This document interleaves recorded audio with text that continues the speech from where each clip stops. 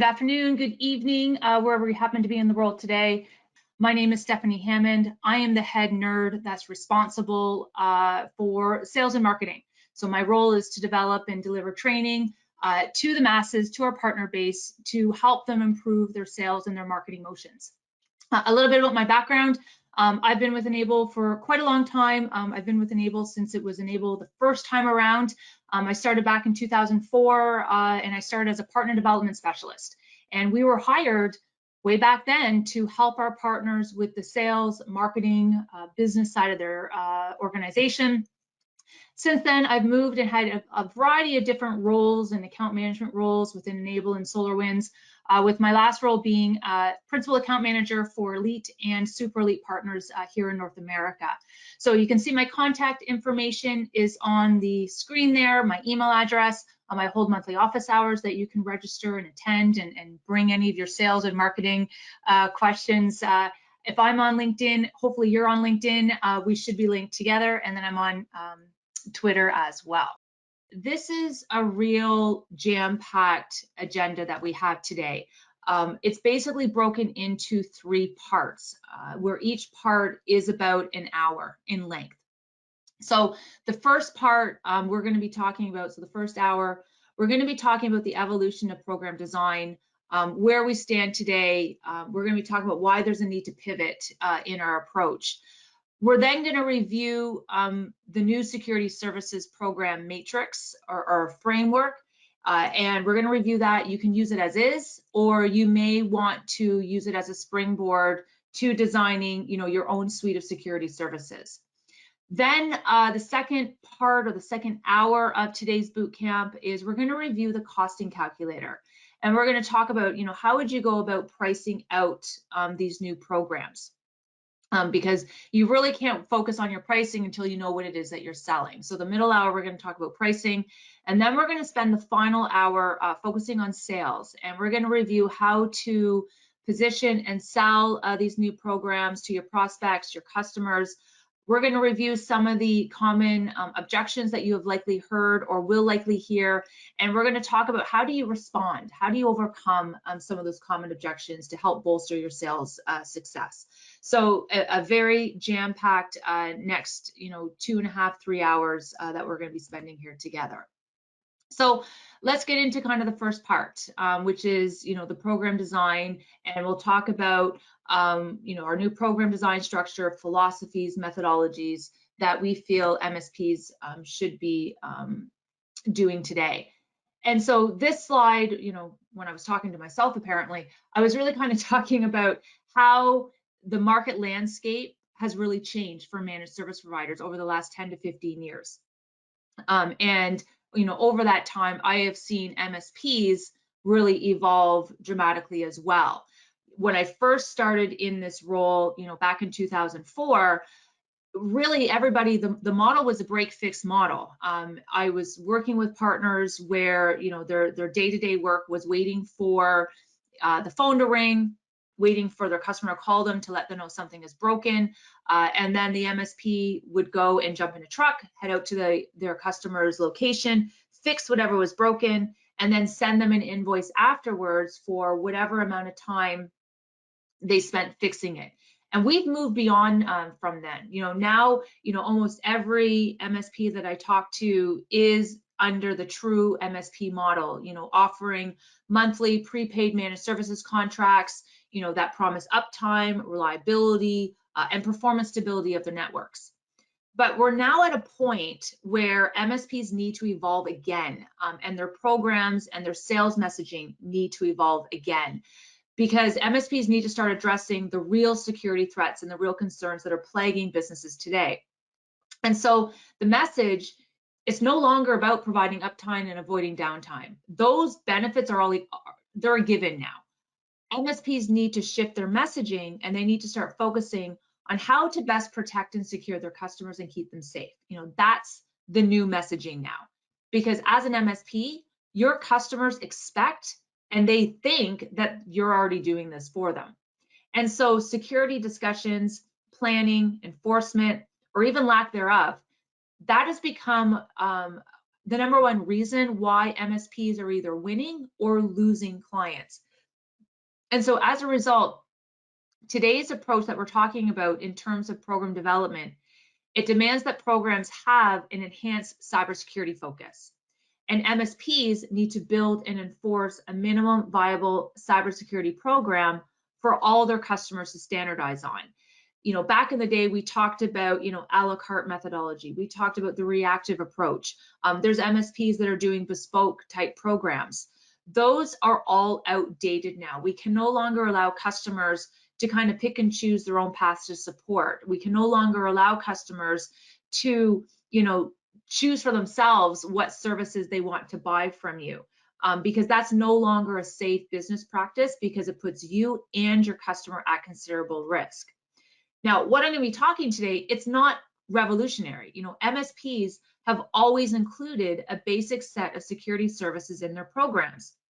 But with the emergence of new threat actors over the past couple of years, there is new technologies that need to be introduced, that need to be incorporated into your program structure so that you can continue to keep your customers' businesses along with their intellectual property, digital assets, personal and financial information as protected as possible. And so as a result of all of this, your customer conversations, they now should lead with security. And you should be discussing risk mitigation strategies, and you should be working to educate your prospects and clients on the necessity around why they need to improve their overall security posture. Because net new customer acquisition, it always seems to be a big challenge for MSPs. I just did a whole, 4-part bootcamp breakout sessions at Empower on it. But the struggle is really real because every business has an MSP that they're using today for the most part. You guys have done such a phenomenal job of really educating businesses on the need to engage with a managed service provider and to have, a professional manage their network. And so the problem really isn't, how can I win new clients for my business? But the challenge is, how do I set myself apart? How do I position myself? How do I differentiate myself so that I can steal business from another MSP? And the way to do this is to reposition and remarket yourselves as cybersecurity experts and use that as a way to differentiate your MSP from your competitors. And my goal is today to help provide you with kind of the tools and the security framework so that you can build a new suite of security programs off of those so that you can take that to market and set yourself up as that authority figure, as that expert, in the hopes to entice businesses away from whoever they happen to be using today. And even though we've been talking about security, I feel for years now, it is still the #1 growth opportunity for MSPs. Cybersecurity is going to continue to be that growth space. There was a 2020 Security Services Trends Report from the Robert Herjavec Group, and these are the stats that came from it. Of all the cyber threats facing organizations today, 73% of respondents listed ransomware as their top threat concerning their organization. 57% also listed loss of customer data as being a top threat, and 39% listed email account compromise as being a top threat. And from that same report, 37% of organizations said that security is going to remain a top priority for their executive management team, and 42% of the organizations said that they're going to increase their budgets to manage security services moving forward. And so with all of this, MSPs really do need to put a plan in place to start or rejuvenate the security conversations with their customers. And although, again, I feel like we've been talking about security for such a long time, it's still a green space that's wide open for MSPs. Customers want to be having these conversations with their service provider. And our best-in-class MSPs, they've recognized this, and they're leveraging security to increase margins, accelerate the growth of their business, because they've recognized that there is enormous revenue opportunities to be had by revamping what they were previously offering and making the transition to move forward with a security first mindset. And because a question that a lot of business owners still have, whether they want to, articulate it or not, or whether they can, is, am I properly protected and am I vulnerable? And that's what MSPs really need to be helping their clients determine, and what they can help address, through their security services. Because vulnerabilities will occur. For the most part, they already exist in most systems at some level. It really just takes someone to find them, whether that person is a security researcher, a nation state, a bounty hunter, or a cyber criminal. And if this isn't a concern for your customers, if they're not concerned about the security protection levels, then that's really our job, as MSPs. We need to educate them on that. And so from an education perspective, reminding your customers that security attacks are continuing to rise globally. You just have to keep looking at the headlines. There was a 2022 SonicWall cyber threat report, and from that report, they say that ransomware is up another 105% in 2021 from 2020, and that's triple from what it was back in 2019. Phishing, business email compromise attacks, they're on the rise as well, with over 19,000 attacks reported to the FBI, costing businesses more than $1.8 billion. And the feeling is that that number is underreported, and that it should be higher. And so these just prove that this is just a business for hackers. They don't really care who they go after. It's not personal to them. As long as they continue to make money off of vulnerable businesses, the threats and the attacks are going to continue. And so it is the responsibility of MSPs to find out and highlight areas where businesses are vulnerable, and provide guidance on how to better protect their customers. And your customers are looking for this assistance. They're looking for help on best practices regarding security protocols, especially with trying to deal with this new virtual world and work from home and remote workers that we're dealing with today. And MSPs, you're the ones that are best equipped to educate and manage this for their customers. And also reminding them that nothing is 100% guaranteed when it comes to security. You can't assume that you're going to be able to block every threat. So threat isolation, threat detection, threat remediation, resiliency, all of that is just as important as threat prevention. But because all protective measures have their own set of weaknesses and vulnerabilities, that's why we talk about, and what I'll be expanding on today, is this layered approach to security, because that's necessary to provide the best type of overall protection to this customer. And it's this layered approach to security that's going to also, as a side benefit, provide new revenue streams for you that you can then capitalize on. And besides the increase in ransomware attacks, what we're also seeing in the first half of 2022, there's an increase in new threat factors in the marketplace that the bad guys are now using, like intrusion attempts, IoT malware, encrypted threats, web-based attacks. And so when we look at these new threat factors beyond just ransomware, this is where you need to review your program offerings that you're currently selling, and complete an honest review and assessment of how well are they doing today. How well do they stack up to being able to mitigate, these new breed of threat actors that we're seeing, beyond just what traditional AV is able to assist with. Because admittedly, a lot of the programs that I still see and that I see being offered in the market, they're not doing a good enough job at properly protecting their customers from these types of attacks. And that is in turn causing exponential risk for the MSP, because weak customer security leads to weak MSP security. Because we all know that it isn't if a business is going to experience a breach nowadays, but more about when they're going to experience a breach. And so now we need to really expand our thinking to also include, what will we do when we do get attacked? How are we going to handle it? Because again, it's just not about threat prevention anymore. And so it is your job as the MSP to kind of have those difficult conversations with your customers, educate them on how to avoid being a potential target and what you need to be allowed to do to prevent an attack on their business. But a lot of MSPs, they're still avoiding having these types of tough conversations with their clients because they fear the pushback, and it makes sense. They fear that their customers are going to reject their recommendations. So my primary goal of today's session is to provide you with the tools, the confidence to go out and have those candid conversations, and then hopefully help you make more money as a side benefit.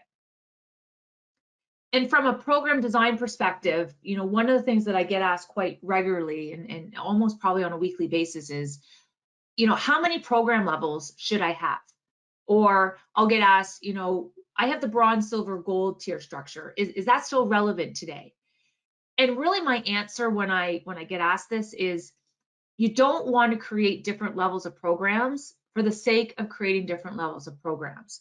You really want to think about, what's the philosophy around each of your program offerings, and what are the outcomes that you're looking to achieve with each level.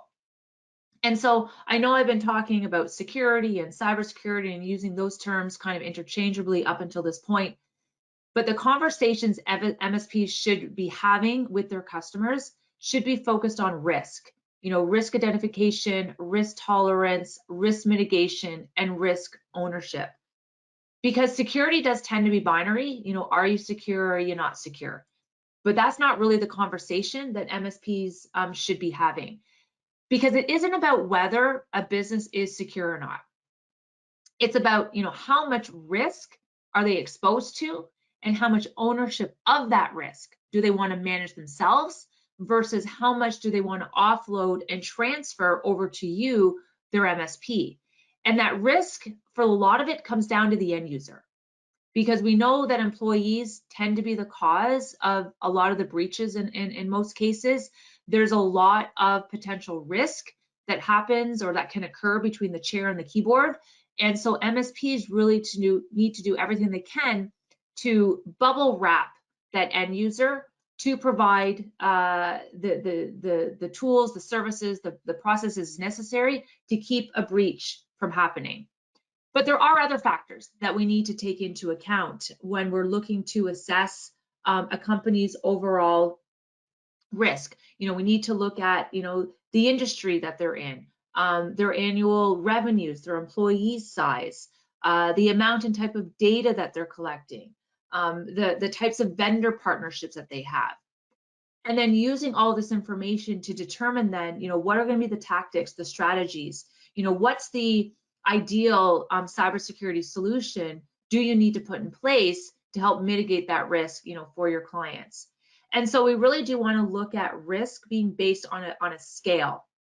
So depending on, your customer's industry, their size, the types of data that they're collecting and using, some businesses will be exposed to higher level of risks, and therefore they're going to require a more comprehensive security package, while there's going to be other businesses that maybe use support that have lower levels of risk and may not require such an extensive package. And so really the key here is to understand your customers, your businesses, their industries, their business risk exposure, and then use all of that to help decide what your security programs are going to look like so that you can help mitigate and lower that risk exposure accordingly. And so before you can really begin building out your programs, an exercise that I encourage everybody to conduct is you want to assess each of your clients' overall risk level and their risk tolerance, because going through this exercise is going to help you determine how many program levels do you potentially need to build and go to market with. And fairly simple to do this exercise. It's just basically opening up an Excel spreadsheet, listing out all of your customers, and then having a second column where we're assigning a risk level, and we're classifying that risk level as either high, medium, or low. So to help with that categorization, when we talk about a high risk business, and when we talk about high risk businesses, they're going to need a comprehensive or a higher end security package to support them. We're talking about businesses that reside in the financial or the healthcare sector. They're large in size, so they've accumulated and they are accumulating vast amounts of data, which would be attractive to adversaries. They have a lot of employees that have access to these highly sensitive systems. and they have access to this vast amount of data. And employees also have access to the valuable company intellectual property that the customer has. And a high-risk business, typically they'll have partnerships or relationships with other key businesses. And so therefore, you can probably infer that those employees would have access to this information as well via those partnerships. And a high-risk business, should it be breached or experience some sort of ransomware attack that was successful in stealing their data, it would be detrimental to that business. And it could result in irreparable harm, and it could be a possible extinction event for them. Then when we're looking at a medium risk business, and a medium risk business, would need maybe more of an advanced or maybe a mid-range security program, or high-end, kind of depending. But a medium risk business, they do have some attractive data, they have some attractive partnerships, but they have a smaller footprint overall in terms of data volumes, company size, overall revenues, but they would still be considered a target, just because of the data or the access to that data that their employees may have. And then a low risk business, and therefore, they might just need a basic level of security protection. So a low risk business would be a smaller company in terms of size, typically would have a limited number of employees and partnerships. And because of this, they're not really collecting or storing a whole lot of data. And a lot of their, processing, like their financial processing, they typically outsource that to a third-party company. So it's not completed in-house. And if they happen to be breached, it likely wouldn't be detrimental to the business. The business would still survive. So the breach impact would be lower than a high risk or medium risk organization. But I argue they would still be considered real targets for adversaries, because a lot of the low risk smaller businesses, they don't think they're going to be a target. They don't think they have anything that they can offer that the bad guys would want. So they have a very lackadaisical approach to security. And so these companies are really at high risk in terms of opportunities for the bad guys, because they're not doing anything, or they're not investing the money or the resources to improving their security posture. And so these are the ones that I think we should be most concerned about. So as you begin speaking to your customers and prospects about your new security programs, there's probably 3 big objections that you're likely going to hear from them. Why do I need to change my services with you? I thought you were already taking care of that, and I thought I was already protected. And so the best type of response, I think, when you hear something like this is really just educating your customers that things are very different now than they were 3 to 5 years ago. Be upfront, be honest, and tell them that because of the ever-changing threat landscape, what you recommended as security best practices back then, it's not what you're recommending today. It's very different what you're recommending today. New technology needs to be incorporated so that we can continue to protect and your network and keep it ahead of the bad actors out there. And so to better protect against risk of ransomware or phishing attacks, we've had to change our security packages, and we now need to enforce stronger security measures, not only on ourselves as your MSP, but across all of our customers as well. Okay. And so when you're thinking about your security programs and what you should include in them, we obviously want to center our offerings around protecting your client's employees and protecting your client's data. These are really the most important design philosophies that you need to keep in mind. And so customer education is going to be needed so you can better explain, why there is the need for changes to your packages and why you are enforcing these changes within your own MSP and on your own customers. So to begin that education process, what you're seeing here is, and I'm going to go through the different animations, is explaining to your customer in layman terms how an attack actually proliferates throughout their environment. So I've included the next couple of slides that I'm going to go through as part of handouts. It's called, you'll see the PowerPoint slides. you'll see that they're called security education. So if you are looking for slides that you can incorporate into your own sales discussions, I'm going to go through how you would present them to your customer, and I hope you find them valuable. So they're there for you to download. But going through this slide, reviewing how something like a ransomware attack happens, I know you guys know all this already. You're all very aware as MSPs, how an attack can kind of worm its way through a customer's environment. But I want to encourage you to keep your audience in mind, who you're speaking with. The people that you're speaking with and that you're trying to target, they're not technical. So they're likely don't, or they won't understand how an attack works. So it will be beneficial to take the time to explain it to them. And when I was in sales and I had to sell security services, I'm a non-technical person. And I found, these next two slides really helpful in helping me understand, how an attack works and why we need to encourage our partners and MSPs to take a layered approach, to their security structure. So I hope you guys find value in these slides too as I go through them. But really, the bottom line is, at the center of your cybersecurity and risk mitigation strategy, we need to protect their data. Data is their most important asset outside of their employees. This is where the value is for the bad guys and what the bad guys are after, because without data, an organization could be put out of business. So in reviewing how an attack happens and the complexity behind the attack, we all know that it's not just that somebody clicks on something. It's when somebody clicks on something and it causes this whole chain reaction and it starts this domino effect of actions, with the end result being that it, causes a device to become encrypted, or worse, it allows a breach to occur.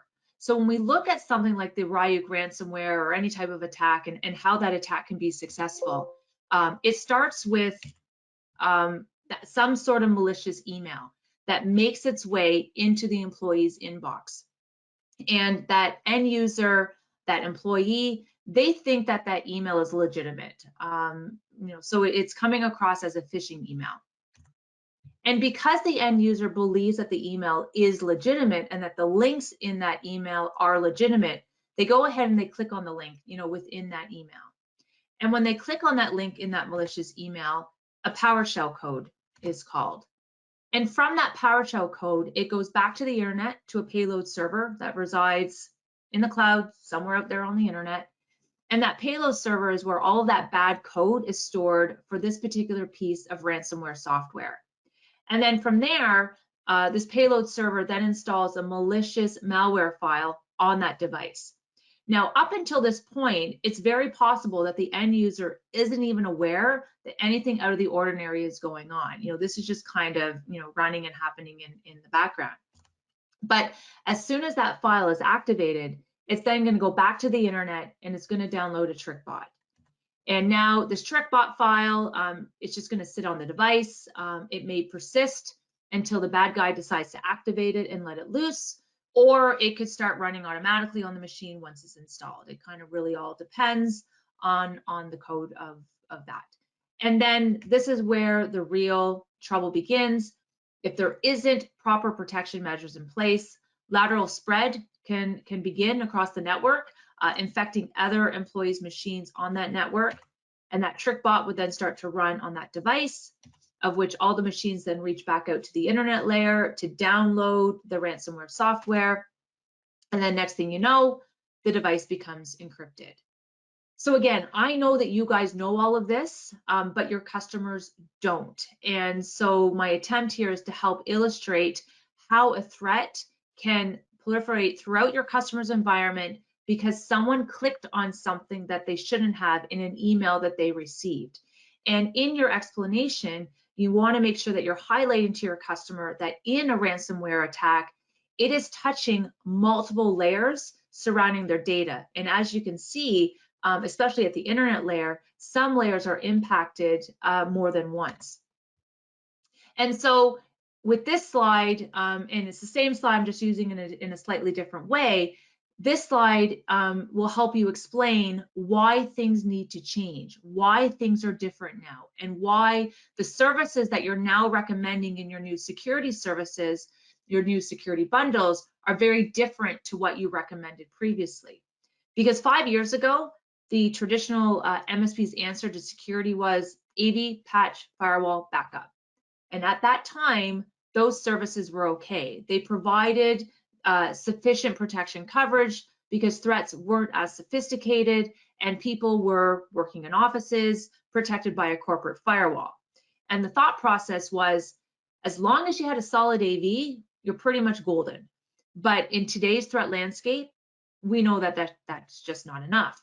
So looking again at our layered security diagram, you can see that the old approach of AV, patch, firewall, and backup, there are layers that are left underprotected, and there are layers that are completely unprotected altogether. And here I'm specifically referring to the internet layer and the people layer.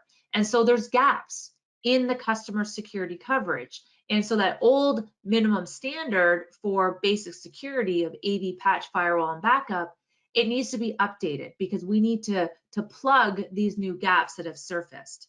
And so MSPs need to refresh and develop a new set of programs so that they include a few new security technologies, such as replacing traditional AV at the device level with some sort of next-gen AV, some sort of endpoint detection response, so that it will provide a broader, more advanced protection against zero-day threats. And an EDR product, for the most part, also includes rollback capabilities, so that you can get that device back to a pre-attack healthy state should something happen. We also need to include email filtering and spam protection at the internet layer, and DNS URL filtering, and advanced firewall, secure web gateway, all of this again at the internet layer, because if we can stop an attack from even getting into the network and reaching that end user in the first place, that's kind of a win-win-win-win for all. And then at the network layer, adding in network and log monitoring. And then at the people layer, adding in, password management, multi-factor authentication, 2FA. And then at the application layer, adding in application control, vulnerability management.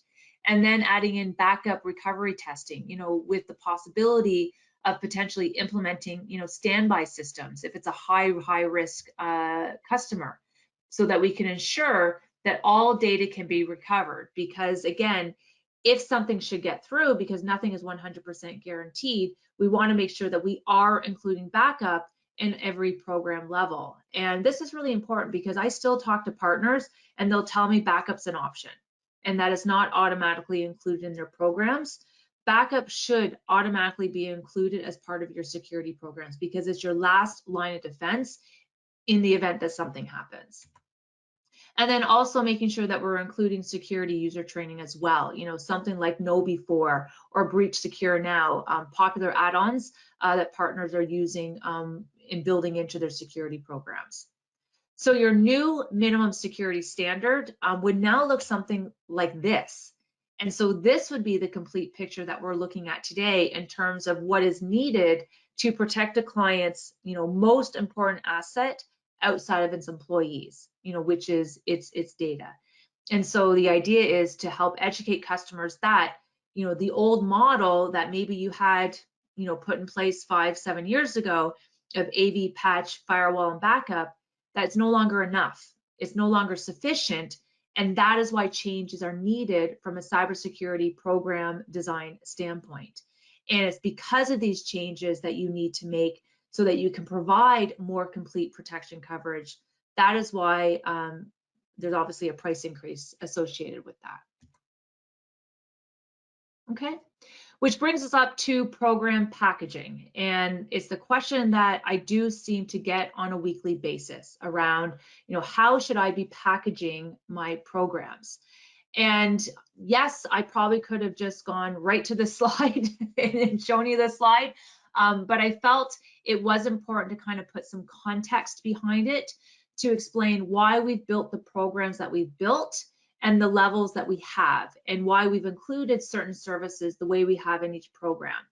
And so depending on the overall risk level of your customers, whether you've rated them high, medium, or low, looking at that segmentation exercise, that risk assessment exercise, it's going to help determine how many programs you should build and go to market with, and what you should be including in those programs. And so this chart really outlines our suggested approach to program design. So there's a screenshot here, but there's an actual Excel version of this in the handouts. It's called Copy of How to Sell Security Excel. But anyway, that is what you're seeing here, but in Excel format, so that you can, customize it to whatever you want to design your programs. But you'll see that each program level addresses a certain risk rating classification.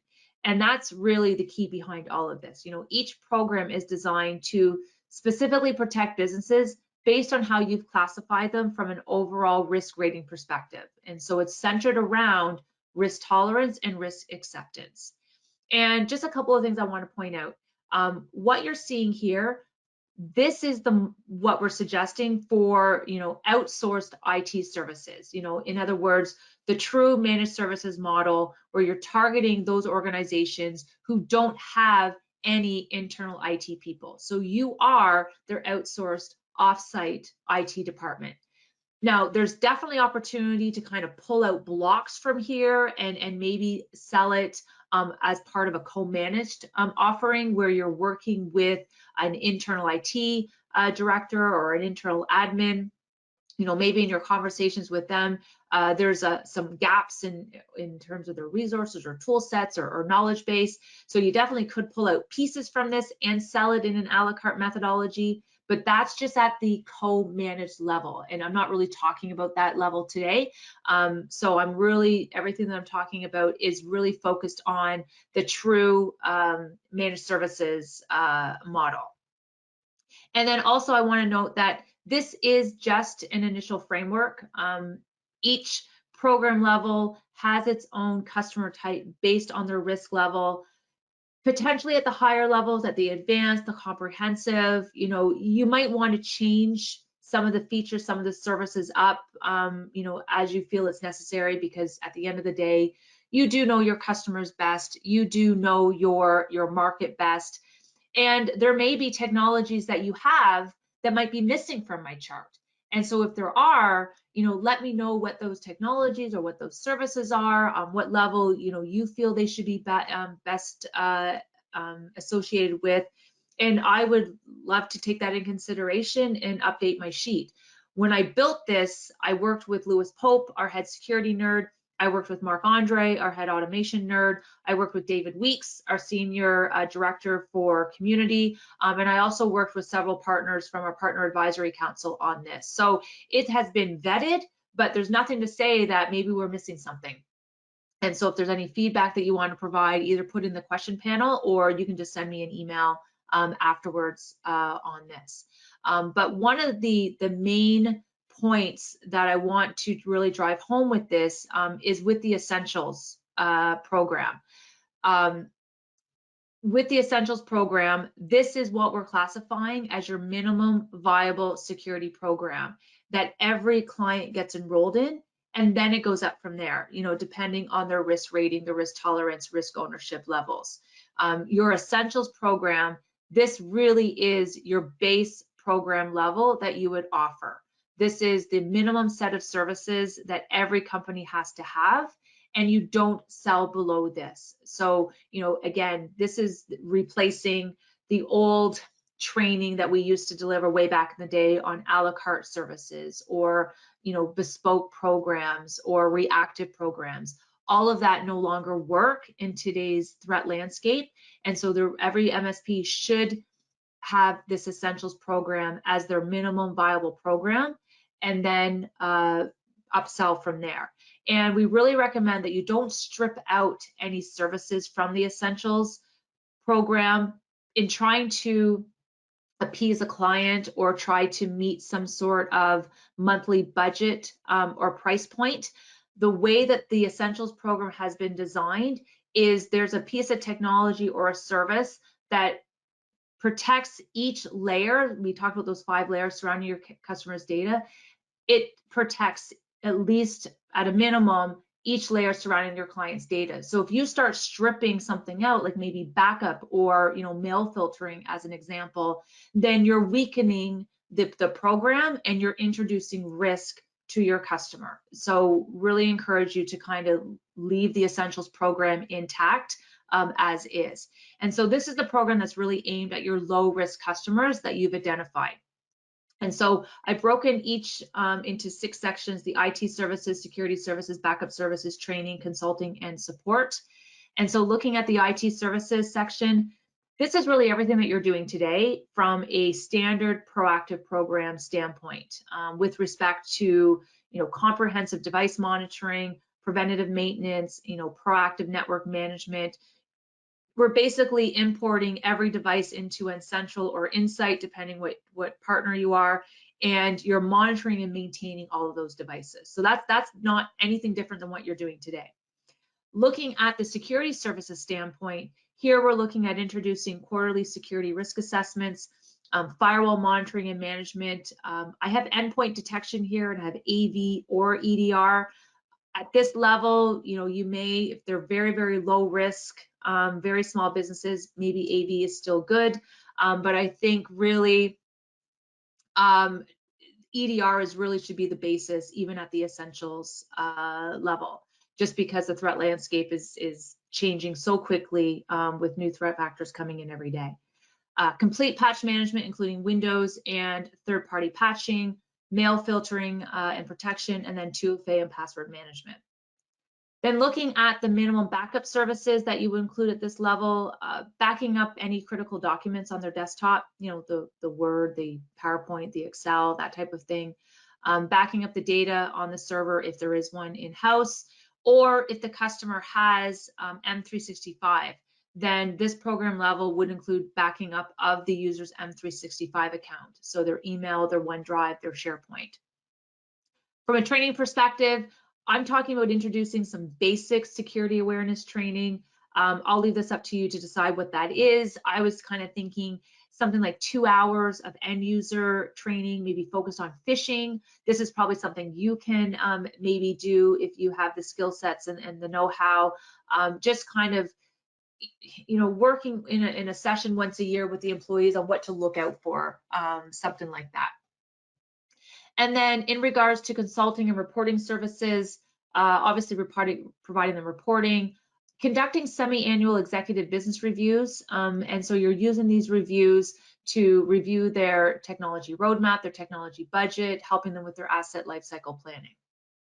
And then in regard to support services, everything reactive is out of scope and billable. So all help desk calls, emails, chat, emergency support, reactive support, vendor management, all of that is out of scope, and you would just bill it at your standard time material rates, or maybe you sell them a block and you pull the time off the block. Okay. Then the next program level I'm calling the Advanced Security Program. This is really where we're beginning to see the shift of risk ownership away from the business owner, over to the MSP. This is where, the MSP is beginning to assume more and more of the customer's business risk.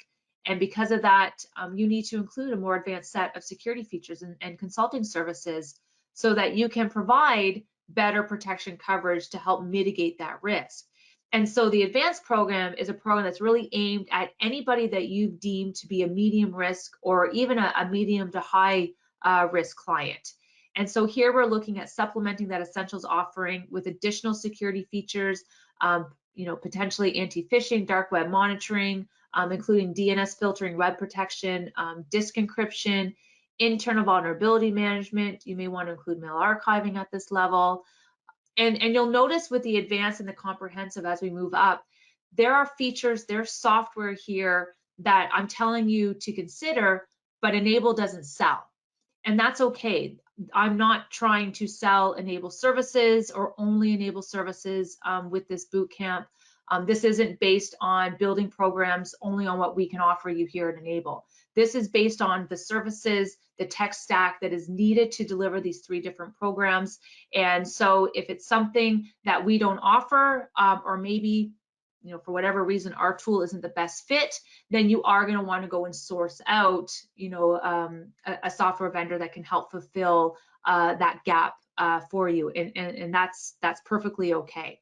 If you do have any questions around any of the services that we might be able to offer to help fill some gaps that I'm talking about today, then just reach out to your partner success manager, and they would be happy to connect you with the right people that can talk about our individual products that we offer.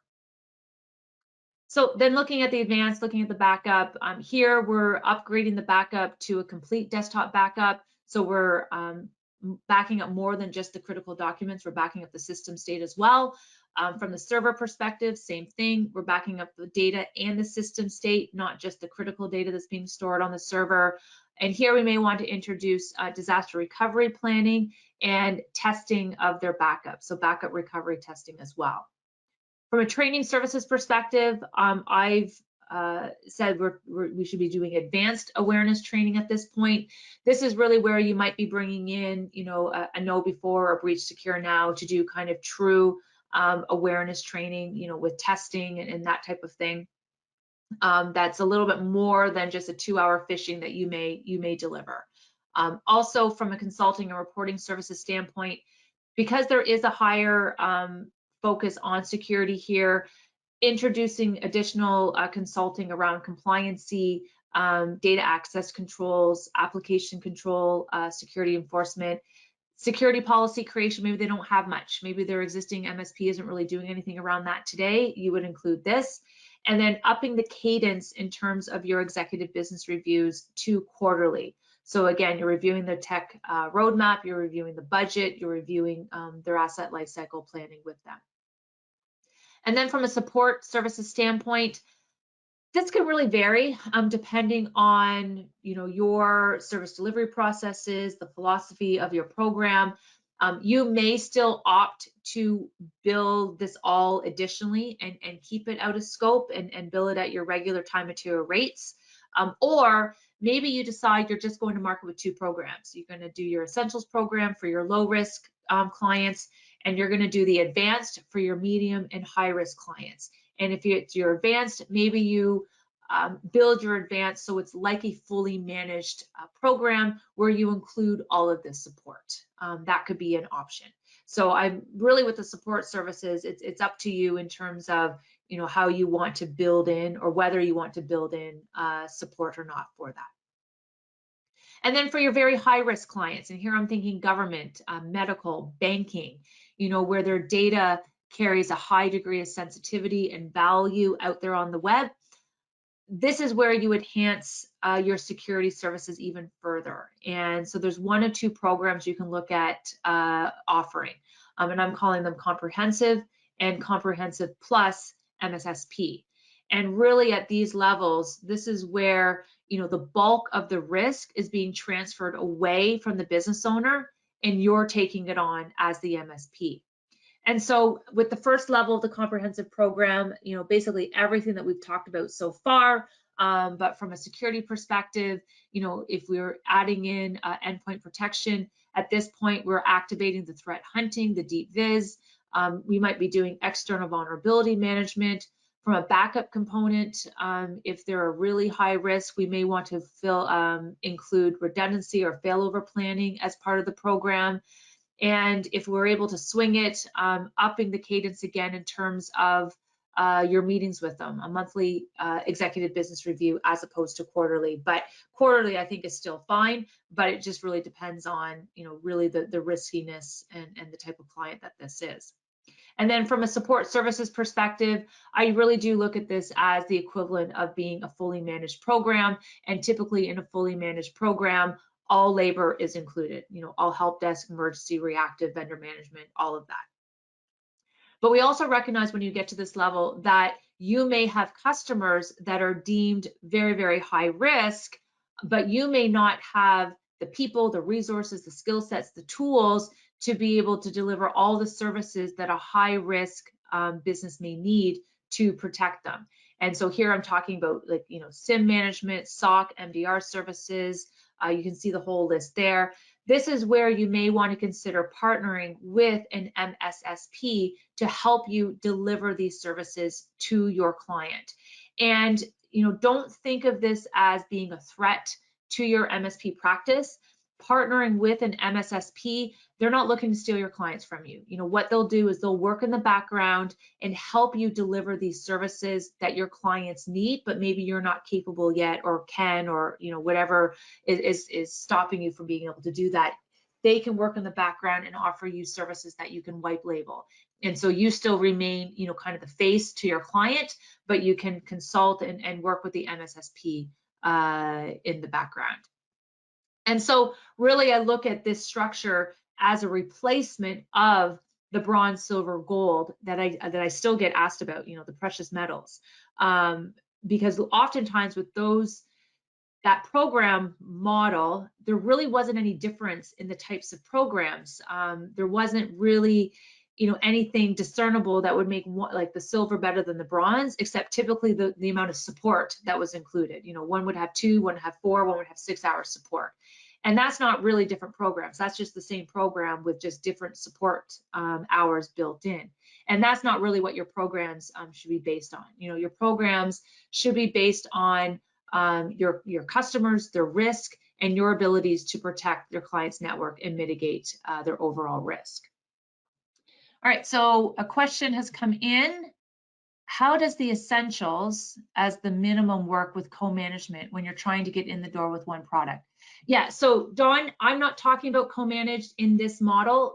When you're talking about co-management or co-managed model, you're working with an IT director, an IT admin, and at that point, a la carte works fine. You could look at your essentials and look at the different components and just see where does that IT director need some help. Like, do they need help with their backup? Then you just sell them backup. Do they need help with patch? Then you just sell them patch. So what I'm talking about today with this essentials model is in the traditional managed services where you are the outsourced IT company for that business. That business doesn't have anybody in-house to manage it, so they're looking to turn that over to you. So really when it comes to co-managed, you can pull out any block and sell that on an individual basis. I'm just saying in the traditional model, don't do that because then that's exposing risk for you. So hopefully that helps to answer the question a little bit, because you definitely in the co-managed model, you can just offer, like if they're not very good with their backup, they don't have a good backup strategy in place. In the co-managed model, you can say to the IT director, let us take care of the backup. You guys focus on everything else and we'll be in charge of the backup. And that works fine in a co-managed because you're not the one on the hook. The IT director that's internally at that client site is the one that's on the hook if something happens. You're just responsible for the backup. But in the traditional model with the essentials where you're on the hook, that's where I'm saying you go in with the full package and you don't strip below that. Good question. Thanks, Don. So another question, how do I get the quote sheet with these services on it? So this, you'll see it, it's a drop down in the handouts. It's called Copy of How to Build Cell Security. So there's an Excel version of what you're seeing on the screen that you can use to kind of play around with. So it's part of the handouts that you should be seeing.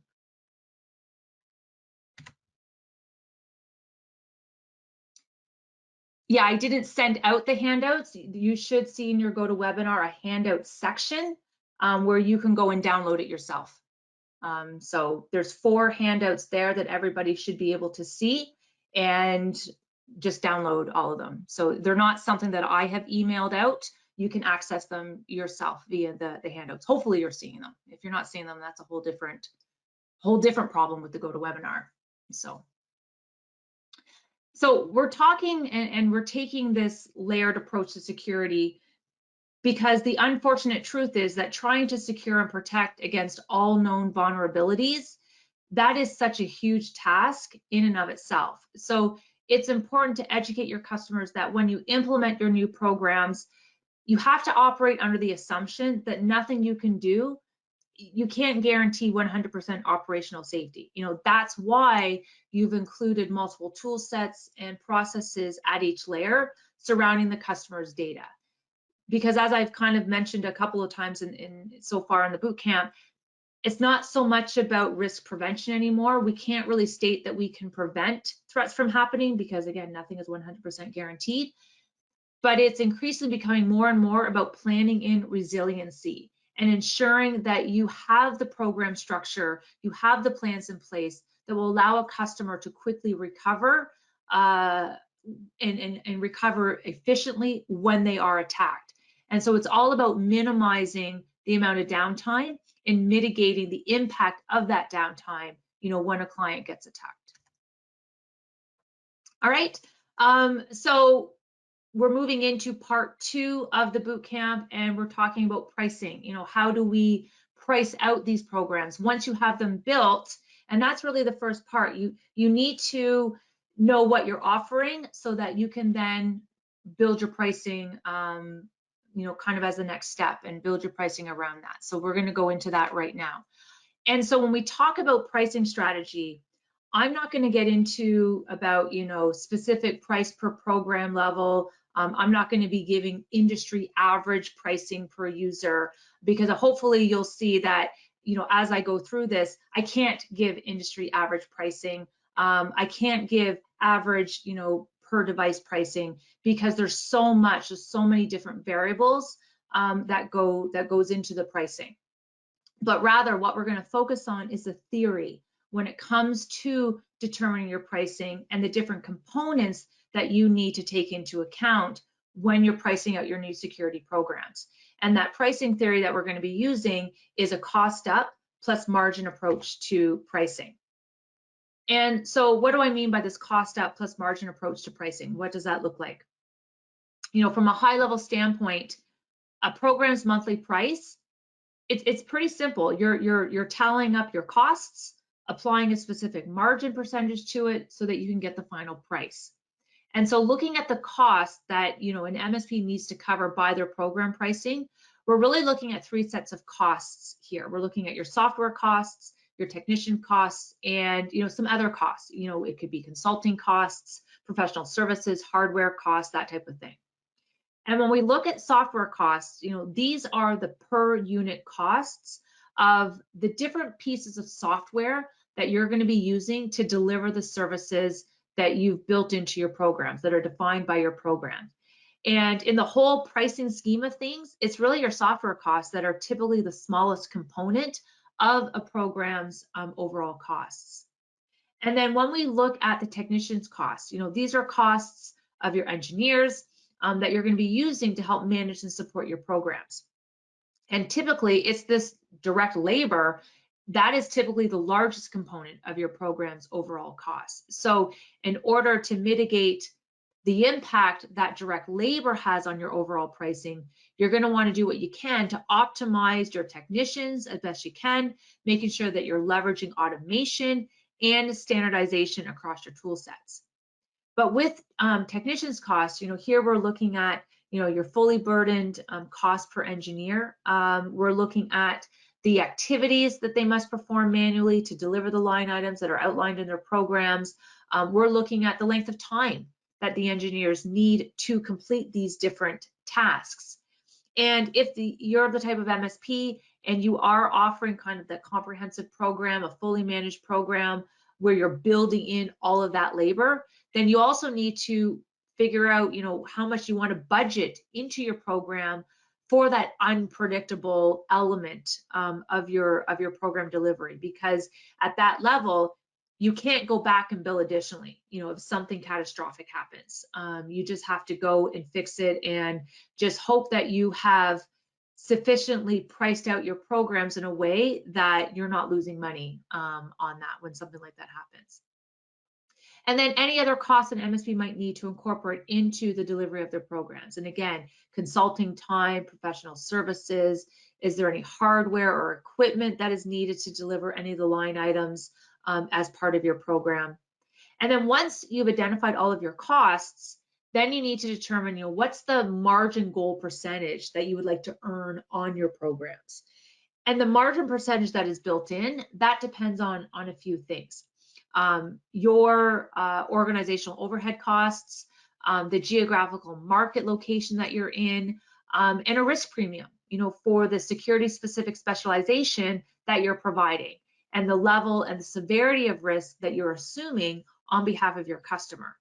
Because, as I keep talking about, it is all about risk and who's going to be responsible for assuming and carrying that risk. If the customer is willing to share more equitably in that risk, then the premium's not going to be as high. And so that's, with the Essentials program, that minimum viable low level program. But the more the customer wants to offload that risk to you, the more advanced, the more comprehensive the program needs to be. And therefore, the higher the risk premium you should be building in. You guys are not nonprofits. You are for-profit businesses. And at this level, you want to make sure that the risk premium that you're incorporating into your programs is high enough so that you're getting properly compensated for that risk that you're taking on. And it helps to think of this risk premium from a marketing perspective. With these new programs that you're offering, you can effectively rebrand yourself as a type of security specialist. And we all know that specialists are more highly valued than generalists. Think of it in your own life and how you make your own decisions. If you're experiencing heart problems, you don't necessarily want to be dealing with just your family doctor, but you're going to be wanting to deal with a cardiologist who works exclusively with the heart and only works with heart patients. And so cardiologists, because of this speciality, they charge more and they generally make more than family doctors.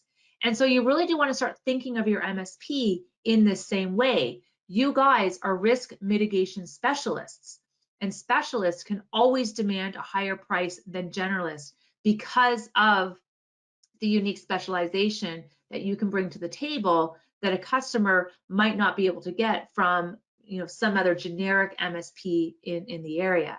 And I don't want anybody thinking that I need you to start calling yourselves MSSPs at this point. Looking at these programs from earlier, you likely are already delivering a lot of these services today. All we're really doing is just bundling them up in a more structured and standardized way. We're adjusting some price points so that you can rebrand and remarket yourself, so that you can differentiate your organization from other MSPs in the space and command a higher price point than those MSPs who may not be positioning their MSP in that manner. And as someone who spends a lot of their time looking at other MSPs' websites, I can tell you that the websites that I look at are still extremely generic in terms of what they offer and what they promote out to their prospect base. And so if you're going to go through the exercise of redesigning your programs, repricing your programs, I definitely encourage you to revisit your website as well to make sure that your website reflects all this work and the speciality that you want to start promoting. Because as it stands today, still MSPs are not doing a good job when it comes to that. So again, it's still very much a green space and open opportunity for those MSPs that do make these a priority for their business. And so, when you take these two factors together, you have your cost and you have your margin, that helps to set the final price that you should be charging to your customers. But I know one of the questions that I often get asked is, when you look at the gross margin percentage part of the equation, is how do I determine what my gross margin percentage should be? So on average, we see best-in-class MSPs aim for gross margin targets anywhere north of 60%. And if we happen to break this down by program level, at the Essentials, we're seeing it anywhere from 50 to 80%. At the Advanced Comprehensive level, we're seeing it around 60 to 80% and more in some cases. And it's really at the Advanced or Comprehensive fully managed level where you do want to build in a higher gross margin goal for yourself, because again, you're assuming the lion's share of the risk at these levels. And so because you're taking on more of the risk, you absolutely should be building in a higher risk premium at these program levels. Where at the Essentials or at the proactive program level, just being, by virtue of what, services you're building in, the risk is being shared more equitably between the customer and yourself. And so you may opt to have a smaller or a lower margin goal, because again, these are your lowest risk customers. They're probably your smallest customers. They're probably your more price sensitive customers. And so before heading into the costing calculator to review how to use that to help price out your programs, just a couple of cautionary notes that I wanted to bring up, as you're working through your pricing exercise and as you complete it. And I think the biggest one is don't price based on what your competition is charging, and don't try to be the cheapest in your marketplace. I've been in this industry for many, many years, and I am amazed at how well MSPs have done by disservicing themselves, by always focusing on the price and focusing on what their competitors are charging for their programs. And because of that, they have really created this pricing commoditization in the marketplace because of this. MSPs have trained business owners to really just look at the last page of a proposal, where the price is located, and they haven't done as great of a job in educating and communicating how they are different in terms of their overall approach. And so by specializing in security, bringing in that security angle into the program development and marketing activities, this is what's going to allow you and help you differentiate yourselves from your competitors and focus on the benefits and focus on the outcomes of the program instead of just what that price point is. And as you can see from the pricing matrix that we reviewed a little bit ago, there are many, many different features and variables that go into the program design process. So in many cases, a customer, you can't give a true apples to apples comparison. And so again, we want to do what we can to educate our prospects on, why we can't match a competitor's price point, or why we are more expensive than another MSP in the space. And I think another thing that MSPs should be cautious of is not pricing based on what you think your customers can afford. A lot of MSPs, because they're scared to have the security conversation with their customers, they often get caught up pre-objecting on behalf of their customers, before even talking to them, because they know through this redesign process, the pricing is going to cost more. And so they get scared by what the end prices that they come up with, and then they start looking at ways of how can I reduce my prices to try and meet some preconceived budget that they think the customer has, without actually standing firm and being confident in what they are offering. And again, talking to the customer, talking to the prospect about why the programs are structured this way. And another thing you're gonna see is we don't want to price based on the individual device. We do want to price by user instead. Although in saying this, as I go through our costing exercise, you are going to see that we have to determine our costs on a per device basis. But when we go to present it, we're not going to be presenting it that way. What we're going to do is we're going to take the total cost from all the devices, the desktops, the servers, the network gear that we're going to be protecting as part of the program, and then we're going to divide it by the number of users in the organization, and then use that to present a per user price to the decision maker, and I'll show you that momentarily.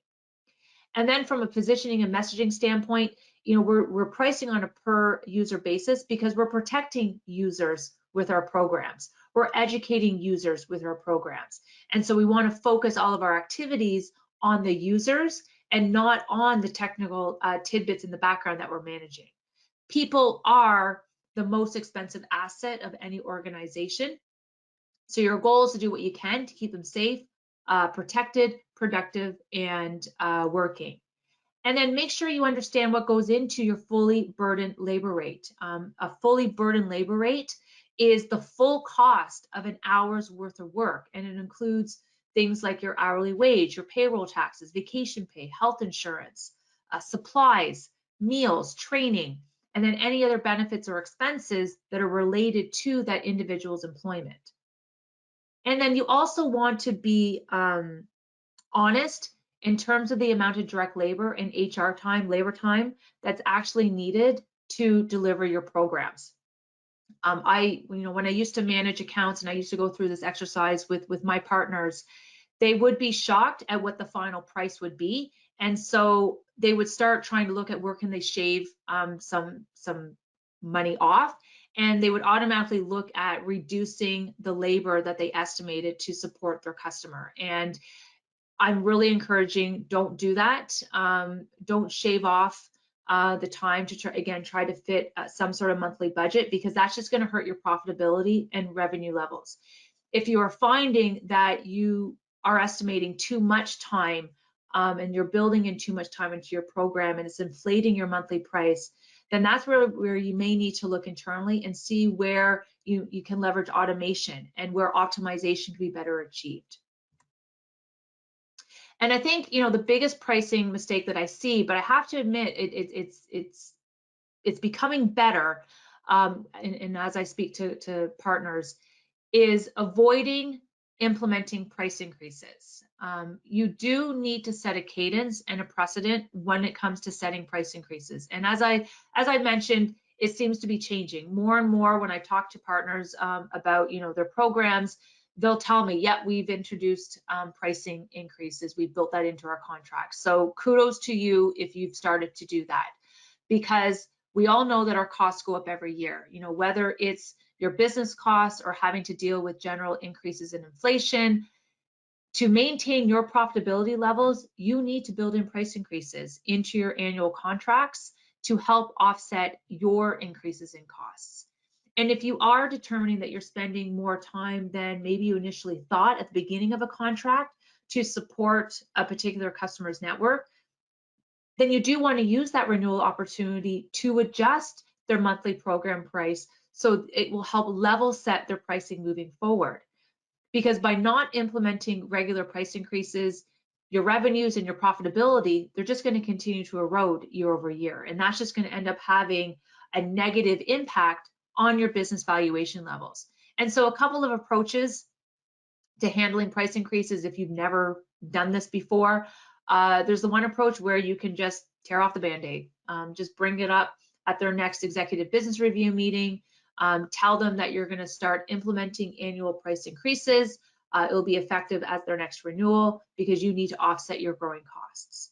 Or better yet, kind of doing what we're doing today, because price increases generally go over better if the customer can see that they're getting increased value in exchange for the monthly price increase. And so that's why implementing a new program structure like we're talking about today, along with a price increase, works really well, because you're not doing a price increase for the sake of a price increase, but you're introducing a new suite of security programs, security services to provide better threat protection to your customers.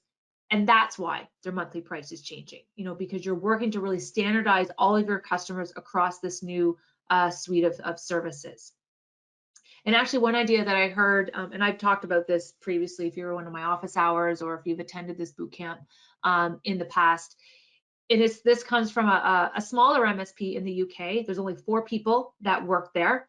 And what they do to kind of get around and how they handle price increases is they introduce new security bundles each year, and they version these security bundles like cars. And so they'll have the 2021 security suite, the 2022 security suite, and they mandate that all customers have to be on the latest security bundle.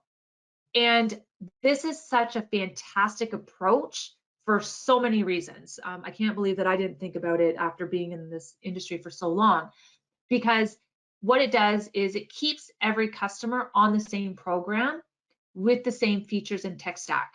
So from an onboarding perspective, from a service delivery standpoint, it's easy to provide support to their customers because the tech stack is the same across the board. And also by doing this, they set themselves up as the experts because they are the MSP. And so it also allows them the flexibility and the luxury to kind of change out products if they find that there might be another product that might be better, or maybe things have changed so much in terms of the security threat landscape that they need to introduce new products. And so this gives them the luxury to introduce those new products if they feel it's warranted.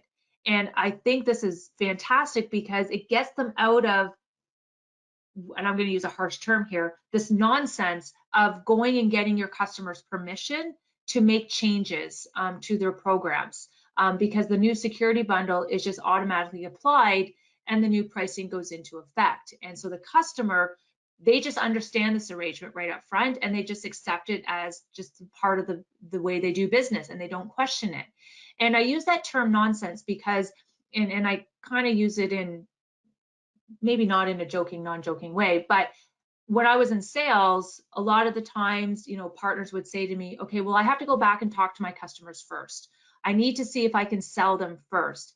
And with this model, with the car versioning model, that allows you to get away from that. Because again, you're the experts. If you feel that this is a service or a tool that you need to add to your technology stack to mitigate their risk and better protect them because of what you're seeing out there in the market landscape, security landscape, then you need to have the flexibility and the luxury just to build it in and get it implemented. Because again, it's all about protecting them, but also protecting you, the MSP.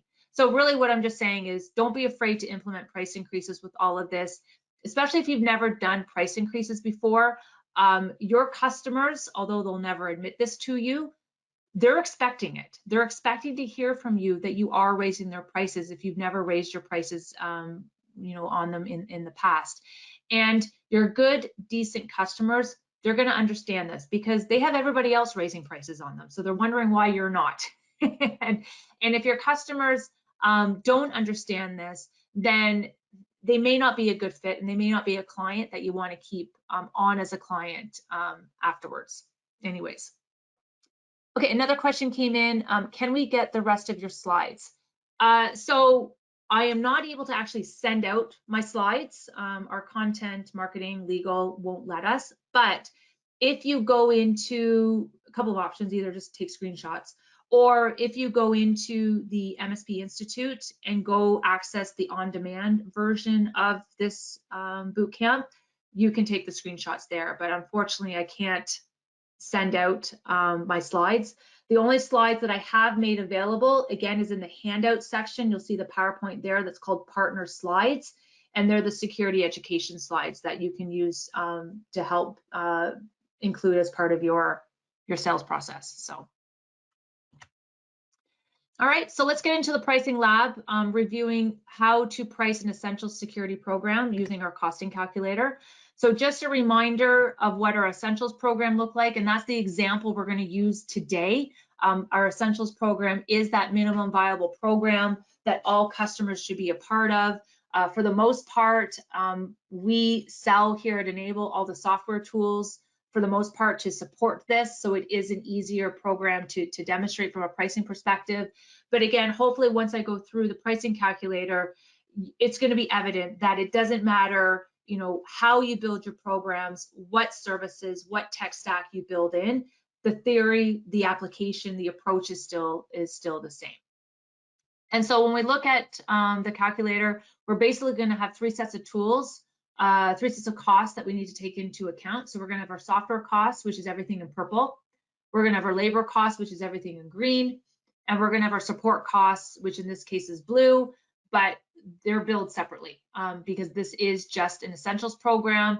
And in that essentials program, everything reactive, help desk, emergency, vendor management, all of that is out of scope and billed at your time material rates, or again, just pull it off a block. All right, so using our costing calculator, how do we price out our essentials program? And again, in the handout section, you'll see a copy of this Excel pricing calculator workbook in the handout section. It's called New Costing Worksheet, so you can download it that. Before you start getting into this exercise, just make sure that you have all of your invoices and all of your contracts handy so that you know what your software licensing costs are. But basically, to start out, when you open up the Excel workbook, you'll see tabs along the bottom. And so we want to start on the line card tab. And then at the top, what we need to do is we need to input our average fully burdened labor rate. I put $50 in here as an average, but this again is really going to depend on your market, your geography, and the skill sets, the resources, who's going to be supporting and delivering on your managed services. Local currency, this is a drop down to select the currency for your region. So obviously I've just put USD, but there's all the currencies around the globe are represented here. You just have to toggle. And then for this calculator, you're gonna see a lot of the cells are gray and then some cells are white. All the gray areas, this is for direct inputs. So you can change the names of the programs, the headers, the services, software options to really anything that you need them to be. The white areas, those are the areas with formulas, and that's where the cell gets automatically calculated based on the direct inputs that you put in. So these are locked and they can't be modified. And so there's three parts to this calculator. We have our software costs. These are our per device, per user costs that you're going to fill in.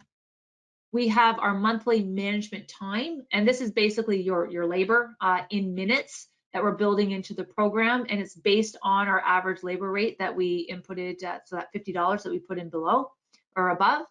And this includes 3 buckets of labor that we include in our security program. So we have preventative maintenance, remediation, and consulting that we build into each of our programs. And then there's another costs column, and this could be used for any hardware costs that you might be including in the program. If you're a Datto customer and you may have an appliance that you have to install for backup, you would put maybe the hardware there. If you're a Barracuda and you have an appliance for Barracuda, you would put in the monthly cost there. Or if everything, in this case, in the Essentials program, everything that we have is software-based, agent-based. There's no appliances for us. So in this example, we don't have anything in the other costs column. And again, everything that we're calculating in this line card tab, it's for a single device. But again, this is just for internal costing purposes. We're not going to position it that way when we actually go and present our proposal to our prospect. And then you'll see in column B, you can see that we can name the programs anything that we want. The cells aren't locked. And you can actually create pricing for up to 4 different programs in this tab. So I'm just going to be focusing on the blue that we're calling the Essentials program, the blue heading. And so we're going to be starting with our software cost section, and this is where we're going to be adding in all the software costs of all the software that we're going to be installing and using to support this program.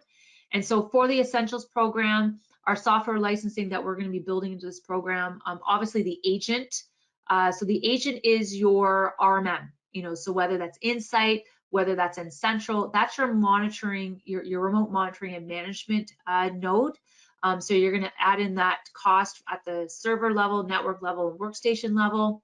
You'll also notice at the desktop level that I have included the cost for NetPath, a NetPath license on the desktop to help support the application availability monitoring feature where you can monitor the health of the connection between the workstation and the SaaS application that the employee might be using. So that's why the desktop agent cost is a little bit higher than the server and the network, is because I've incorporated the NetPath license. Also, if this is an M365 customer, you may also want to include the M365 user license cost as well, potentially adding that into the desktop agent cost. We're kind of limited in terms of the number of columns that we have, so sometimes you might have to double up, and this is one of those instances where we just have to kind of double up and put the M365 license in there. The next column, column D, is our antivirus and EDR column. So this is where you would just add in the cost of whatever AV or whatever EDR product that you decide to use as part of your Essentials program. Column E is our risk assessment software license. So whatever product that you're using, your preferred solution, you would put in the cost there. Column F is our backup license. So this is where you would add in the costs of whatever backup product you use. So I've just inputted the cost of our backup for backing up a server, backing up a desktop. Again, if this is an M365 customer, then you would include the M365 backup license cost here instead. Column H, this is our email spam filtering. Mail protection column, so you would just add in the cost of whatever mail or web protection software that you're using. So this just has our MailAssure in there. And then we have password management. So this is where you would put in, you know, if you're using Passportal or any other password management system or any 2FA software licensing cost. And then once we've added up, you know, inputted all of our software costs, then column K gives us all of our software costs total for the server, the network device, and the workstation. And normally what I caution partners at this stage is when you're inputting your software licensing costs, don't use your discounted rates that maybe you've received from your vendor when you're inputting your costs. Put in the MSRP pricing instead. And the reason I say this is if for some reason you need to reduce your licenses for any of those products, many times the vendor, you'll forfeit your vendor discount. And so you don't want that eating into your margins. So if you do have vendor discounts on any of your software, that is awesome. I just really look at that as gravy. And yes, it will actually overinflate your overall contract margins, but I don't necessarily think that's a bad thing. I would rather err on the side of being conservative and put in kind of the highest unit cost for the smallest volume tier when I'm building out my pricing. So if there happens to be a change in your discounts or a change in your pricing, you're not going to be as negatively impacted by it. Then we're moving into the labor, the monthly management time, and this is all in minutes. So we have column L, which is our preventative maintenance. So this is the routine maintenance that is needed to be done each month on the server, on the network devices, on the desktops that you've included into the program. And the totals that you're seeing here are really the averages that other partners have told us. When you go and you open up the costing calculator, the 45, the 15, and the 7. And obviously, again, the key here is to automate as much of the maintenance as you can to minimize the labor component. So if you're a highly automated firm, these averages, the 45, 15, and 7, they could actually be lower. But kind of the background around how we got these numbers, server component, the 45 minutes, we're including 30 minutes a month for, you know, key application maintenance, software license, hardware asset management, you know, some of those manual stuff. I've also included 15 minutes for backup server maintenance. You know, in case something failed on the backup, this is time for you to kind of investigate and deal with it. So making it 45 minutes per month per server that we're building in. At the network level, we're building in 15 minutes per month. This is really just to make any adjustments to any configuration settings on routers, firewall switches, Wi-Fi, the VPN, that type of thing. And then 7 minutes for the desktop. And that's really for patching, patch cleanup, device optimization, that such. And then we're looking at column M, which is your remediation time.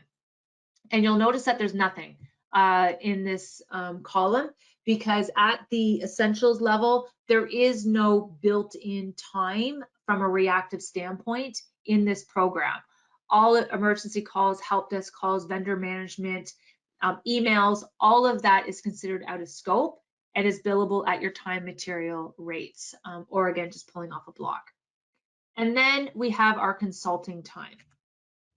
And so you will notice that under each program level, there is room to kind of add in a few optional elements. So there's a few extra lines that you can build in. In this case, I'm looking at lines 34 to 37, 38. So looking at line 34, column N, this is the monthly risk assessment. And so again, this is going to be based on whatever software you're using to conduct your scans, plus the time to prepare and deliver your reports. So I just worked it out to being 30 minutes a month for that. Line 35, basic training services.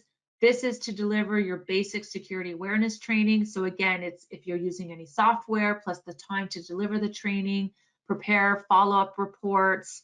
So I built in 2 hours a year at the essentials level for this type of professional service.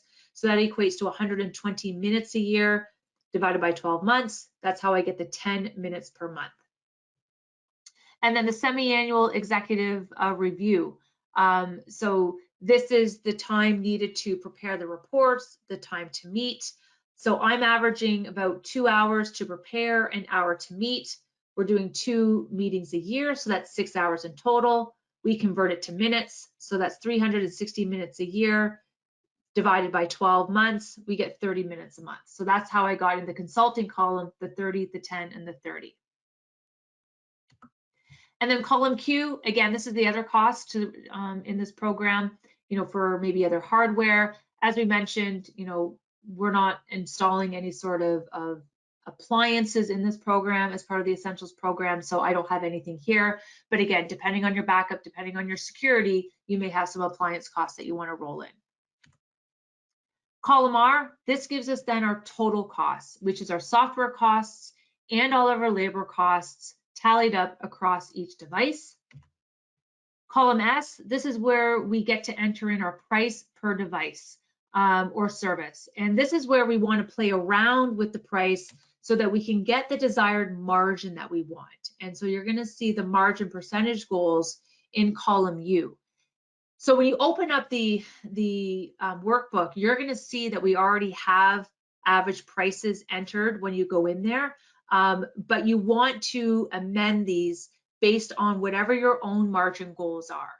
And so you're going to want to adjust the prices in column S to get the margin goal that you want in column U. So as an example, at the Essentials level, best-in-class MSPs are aiming anywhere from 50 to 80% in terms of a margin goal.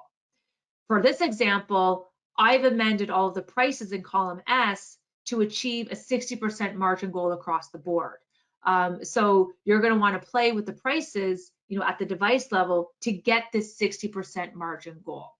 And so again, but these prices that you're setting to reach the 60%, this is not what you're quoting to the customer. This is really all for internal calculations only. So to get 60% margin on our server, we need to set a price of $239 a month per server. To reach 60% margin on a network, we need to set a price of $40 per month per network device. And to reach 60% margin on a desktop, we need to set a price of $41 per month per desktop. But again, these are not prices that you communicate to your customer. So once you've entered in all of your software costs and your labor costs and your desired margin, we then want to move to the selections tab. And then when we pull this up, there's going to be an area that's called Proactive Program. This is our Essentials program. I just haven't been able to get the team that created this to fix that to say Essentials. But this is in effect your Essentials program. And so here you want to enter in the number of devices that you're going to be monitoring and managing as part of the Essentials program for your prospect. So let's say for illustrative purposes, your prospect has 20 employees. So we're going to put 20 in the proactive workstation line. They have 1 firewall and 1 server. And then where it says the monthly risk assessment, the basic security training, the annual, semi-annual executive review, this is where we're going to enter in 1 for each cell, because that's just basically turning that line item on, and it signifies that they want to, that you need to include it in the overall pricing. And then once we've done that, we want to go to the quote tab. And so you'll see at the top of the quote tab that we have all this, customer information to add in. Don't worry about that, because again, this is not something you're ever going to show your customer. You're only using this to help you determine what your quote is, so that you can take the price that we get, and then you add it into your own proposal tool. So this is really just an internal tool. And you're going to see from our 20 users, 1 server, 1 network here, that we're getting a monthly cost of almost $1,250, $1,246 a month. And you can see that it confirms our overall contract margin is 60%, like we wanted it to be. Now, we have to do a little bit of some manual math here at this point to get our per user pricing. So all we need to do is take our $1,246, divide it by our 20 users, and then this comes out to $62.30 per user per month. Couple of caveats on this. This is based on Enable US pricing. It's based on our MSRP pricing without any discounts at our highest tier pricing. So again, if you use other software, you're going to have different price points.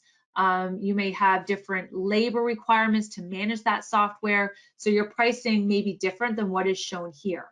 And this is somewhat incomplete pricing because, I didn't put in any pricing for software around doing your security assessments, your 2FA software, security training.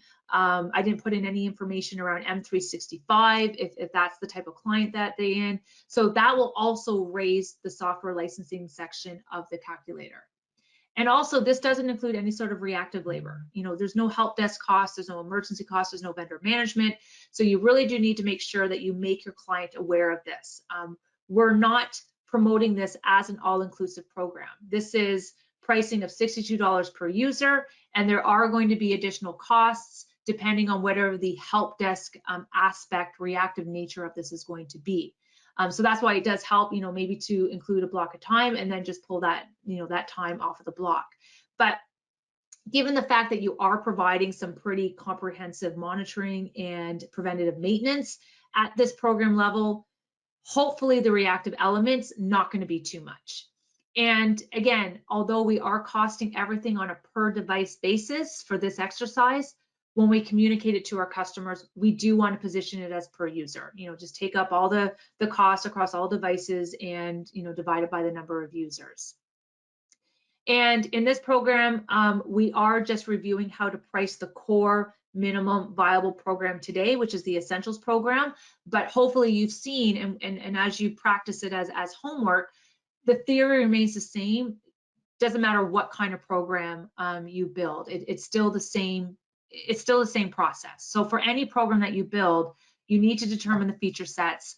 You need to determine what your tech stack is going to be that you're going to standardize on and implement and then put all your clients on. They're going to make up the program. You then need to determine how much labor is needed to deliver those services, especially when it comes to the consulting side of things, and then make a determination as to what your desired margin goal is going to be. And that's, again, based on the risk premium of the program and the level of risk that you're assuming on behalf of the customer. So again, the more risk that you take on behalf of the client, the higher your program margin should be. Okay. So another question, where do you add overhead costs for internal items that are charged to us? These are often per tech, IT glue, ConnectWise. So for those particular, like for the IT glue, if you're using it for the password management, I would include that in the password management section. If this is for your overall service desk, just your centralized location for all your documentation, like your ConnectWise, that's outside of this pricing. This pricing that we're talking about here is solely for the program that you're delivering. So a lot of those other overhead, like your rent and your cars and your trucks and all of that, that's what we're trying to cover with the margin percentage. So because you're going to be using ConnectWise, IT glue for all of your customers. But if there is something that has a per user charge, that should be included. If there's a per tech charge, then that would probably go into your fully burdened rate as a tool that your techs have to use to do their job. All right, so let's get into the last segment of today's session, and that's really focusing on how do you position and sell your new security bundles. And so we're going to review, the best approaches to take, and hopefully I'll provide you with some good responses. So to help you overcome, some of the most common sales objections that you are likely going to hear as you get out and start selling these. So you've crafted your new programs, you have your new pricing in place, you're ready to go. So what should you do next? And I really encourage you just to start by going after all of your low-hanging fruit first. Make a plan to reach out to every single one of your existing clients so that you can talk to them about converting them into one of your new standard programs, especially if you still have, some time material, or you have a la carte, or you have some bespoke type of programs out there. Set out to meet with each of them and talk about standardizing them on one of your new standard plans.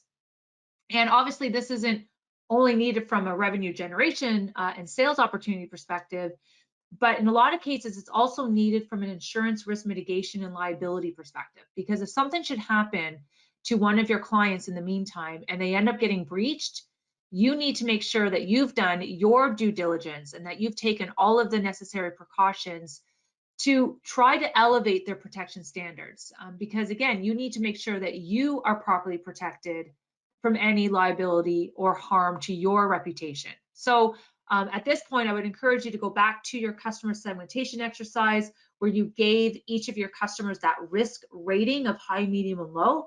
And then focus on at the beginning, on connecting with your medium and high risk customers to present, maybe you're doing an advanced program with them or a comprehensive, depending on where your programs get fleshed out. And then as you're starting out with this new program philosophy, it's best to engage with your existing customers for a variety of reasons. Obviously, they know you, they know your organization, they know the quality of your work.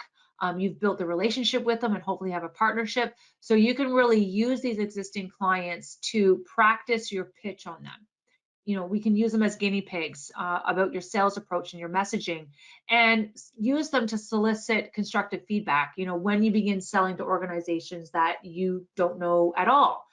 And they can also help prepare you for the different objections that you're going to hear. And it will give you the opportunity to practice how to address with their maybe rejection or with their pushback, especially when it comes to you having to talk about the new pricing that you're going to be introducing to them.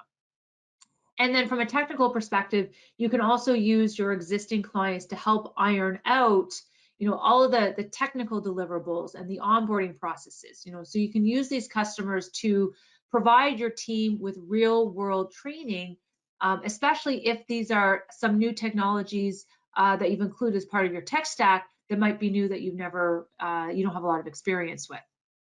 And then from a marketing perspective, because everything always has to come back to marketing, you want to use your existing clients to get case studies, testimonials, reviews, so that you can post all of this to your website and social media feeds to help you sell to new clients whenever that point is ready. And so really line up those executive business review meetings and make a point to bring to those meetings, some sort of security report that discusses the changing threat landscape, information that you can use to educate your customer on, what is happening in the world today, because this is going to work to help justify the changes that you're implementing. So it's just not you saying we need to implement these changes. You have actual data and reports and studies and that kind of back you up here. You also want to bring your new master services agreement with you that outlines your new program that you would like them to enroll in, because as you build out your new programs, you are going to need to update and revise your master service agreement so that they're aligned. You're also going to want to bring your new monthly program price. And if they refuse to sign your new master services agreement, you may also want to bring a hold harmless letter or some sort of risk acceptance letter and ask them to sign that instead, because they're going to need to sign that so that they understand and they accept the consequences that will happen, should they become attacked, infected, or ransomed. And so definitely when it comes to your master services agreement, your hold harmless letter, your risk acceptance letter, you'll want to work with your own legal counsel to get the wording correct on that. So although I am suggesting you target existing clients first because of the relationship that you have built with them, it isn't to say that you're not going to get pushback, because a lot of your customers aren't going to maybe appreciate or like the program changes that you're basically thrusting upon them, especially changes that are going to result in a higher monthly bill. But with proper preparation and practice, you can confidently present to them your rationale and provide a good response to their objections and hopefully get them to see, your viewpoint on things. And so in addition to the couple of objections that we've already discussed in the first section around, I thought I was already protected, why do I need to change my services? I wanted to get into some other highly anticipated common sales objections that you're probably going to hear as you go out and start promoting and selling your new programs to your customers. And then for each of those other objections, I'll provide some common responses and maybe some approaches on how to handle each of those objections that you get. And so, another objection that you're likely going to hear is, wow, this sounds really expensive. So you definitely need to anticipate that you're going to get this type of objection from your customers as you begin talking to them about your security program. So you do want to role play, you do want to practice how you're going to respond when you hear it. And I think a good approach is to demonstrate ROI to that customer to help them understand what the true costs are of a ransomware attack. Because the monthly cost of your new program, that's really going to be peanuts compared to the customer getting breached, having their data unrecoverable, or potentially published or sold on the dark web, and as a result being put out of the business because of collateral damage and the loss of reputation. So how can we demonstrate ROI during a sales conversation? Going back to what I was saying, most businesses already have an MSP managing their network.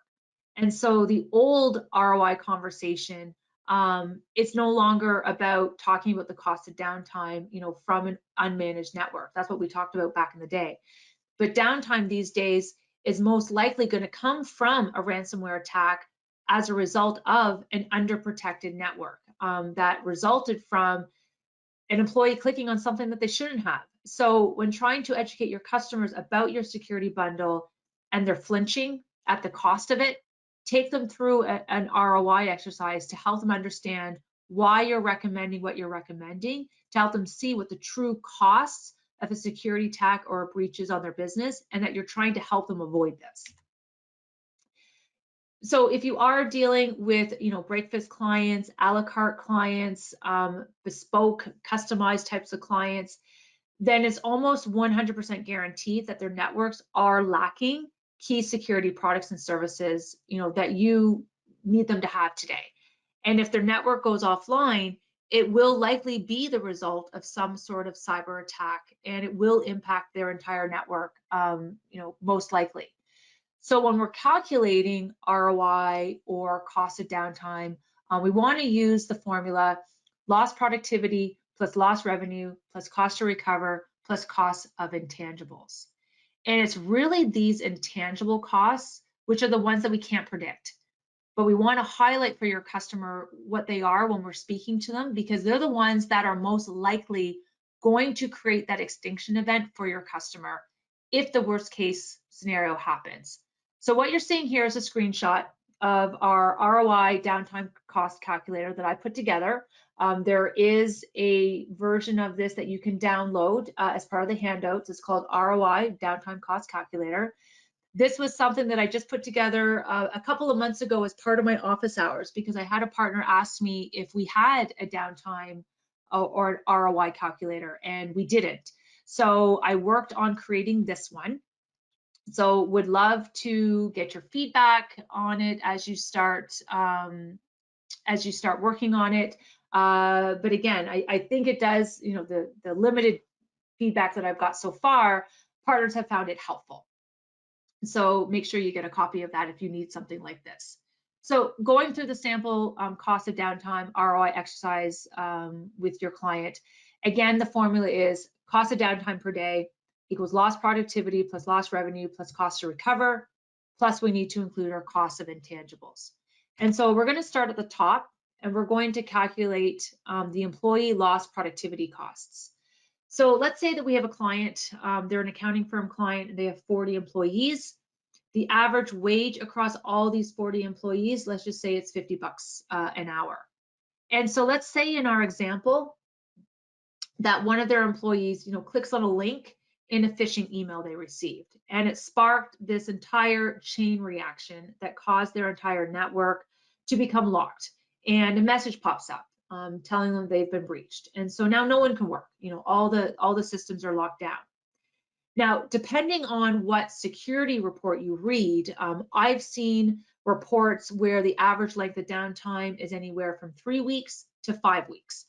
And I was just reading a report the other day where it said the average length of downtime when a company experiences a ransomware attack is 30 days. So I'm going to use that number. And so total number of downtime hours, I've calculated this as 8 hours a day times 5 days a week times 4 weeks. And so that's how I got the 160 that you're seeing there, where the 4 weeks is basically that 30 days. And so right now with that, our employee lost productivity cost for this 40 user accounting company is $320,000. And I am trying to be realistic here as possible, because even though their system could be offline for 30 days, I'm really basing that 160 downtime hours on actual working days with employees in the office. So hence the 8 hours times 5 days a week times 4 weeks. So hopefully that part makes sense. Now I want to calculate the customer's lost revenue costs, when a breach occurs. And so let's say this accounting firm's annual gross revenue is $1 million a year. And let's say the number of working days per year and per day is we have 240 working days per year where the employees are working 8 hours a day. And let's say the percentage of lost business that's potentially irrecoverable, I put that at 100% because you see from talking that the customer or the prospect that they're lacking a good quality backup and they do have insufficient security measures in place. So if they get hacked, pretty much 100% of their data is gone. And so with all these assumptions, our lost revenue for the duration of the outage is $83,000, a little bit over $83,000. Then we want to calculate the remediation costs of your MSP having to try and get them back online because you want to try to help them avoid paying the ransom that's being asked. So using the 160 hours of total downtime, but I think this could be higher because if your customer goes offline, you're probably working around the clock, not 8 hours a day, 5 days a week, times 4 weeks. So the 160 hours could actually be more. And I was using a sample bill rate of $150 an hour, but even this could be higher because you're probably using your top tier engineers to help get them back online. And so this $150 might actually be more as well. It might be $225, $250, depending on how you bill out your top engineers. And so the system recovery costs, in other words, your bill to them to try and get them back online would be $24,000. And so your total cost of downtime, lost productivity, lost revenue, your remediation costs, we're looking at $427,000. And then we break this down into an hourly rate. So again, our 160 hours of total downtime that we've experienced. So it works out to being almost $2,700 an hour. But we know that those aren't the only costs that a customer needs to take into consideration when they're dealing with a basic security breach. There's a bunch of those intangible costs that we have to factor in as well. And first and foremost is the ransomware payment, because if you're not able to get your client's data back, or if you're not able to get it back completely, then your customer's only other option then is to pay the ransom. And so they have to pay you to try and get their data back, and then they may need to pay the bad guys back as well in the hope that that will work to get their data back. And the average ransomware payment from a June 2022 Palo Alto report that I read said that it's $925,000, and that's up 71% from last year, because again, they're making big money off of this and it's just skyrocketing the average ransomware payment. And according to the same report, they were saying that there's a new victim every 3 to 4 hours, because cyber extortion, again, this is just a business, and it's only getting easier and easier to get into the cyber extortion game because of the rise of ransomware as a service. That business model is really taking root. And paying the ransom, we all know, doesn't necessarily guarantee that the company is going to get their data back. They could pay the ransom and they could still not get all their data back. Forbes reported that even after paying the ransom, only 65% of the data was actually restored. So it's no longer a guarantee that the bad guys will play nice, that if you do pay the ransom, they're going to give you your data back. The customer can also be assessed regulatory fines. Depending on the industry, the customer could be assessed fines because they didn't take the proper precautions or invest in the proper measures to protect their customers' personal data. Looking at HIPAA, looking at PCI, those governing bodies, they can assess their own fines to guilty parties. In terms of HIPAA, Fines can range from $120 per violation for kind of a tier 1 lack of knowledge, oh, I didn't know, up to $60,000 per violation for a willful neglect that hasn't been corrected within 30 days. And if you've spoken to your customer about their undersecured network and they get breached, that could be classified potentially as willful neglect because they were advised, they signed something from you, but they still decided not to take that advice. And PCI, they've established fines of up to $500,000 per incident for security breaches when merchants are deemed non-PCI compliant. So no chump change there. Then there's your customers' communication costs. For PCI, those customers whose information is believed to have been compromised, they must be notified in writing to be on alert for fraudulent charges. So there are additional costs that will need to be incurred by the client for the printing and the posting of customer letters. And then they have to deal with all the HR costs of handling all of those customer complaints afterwards.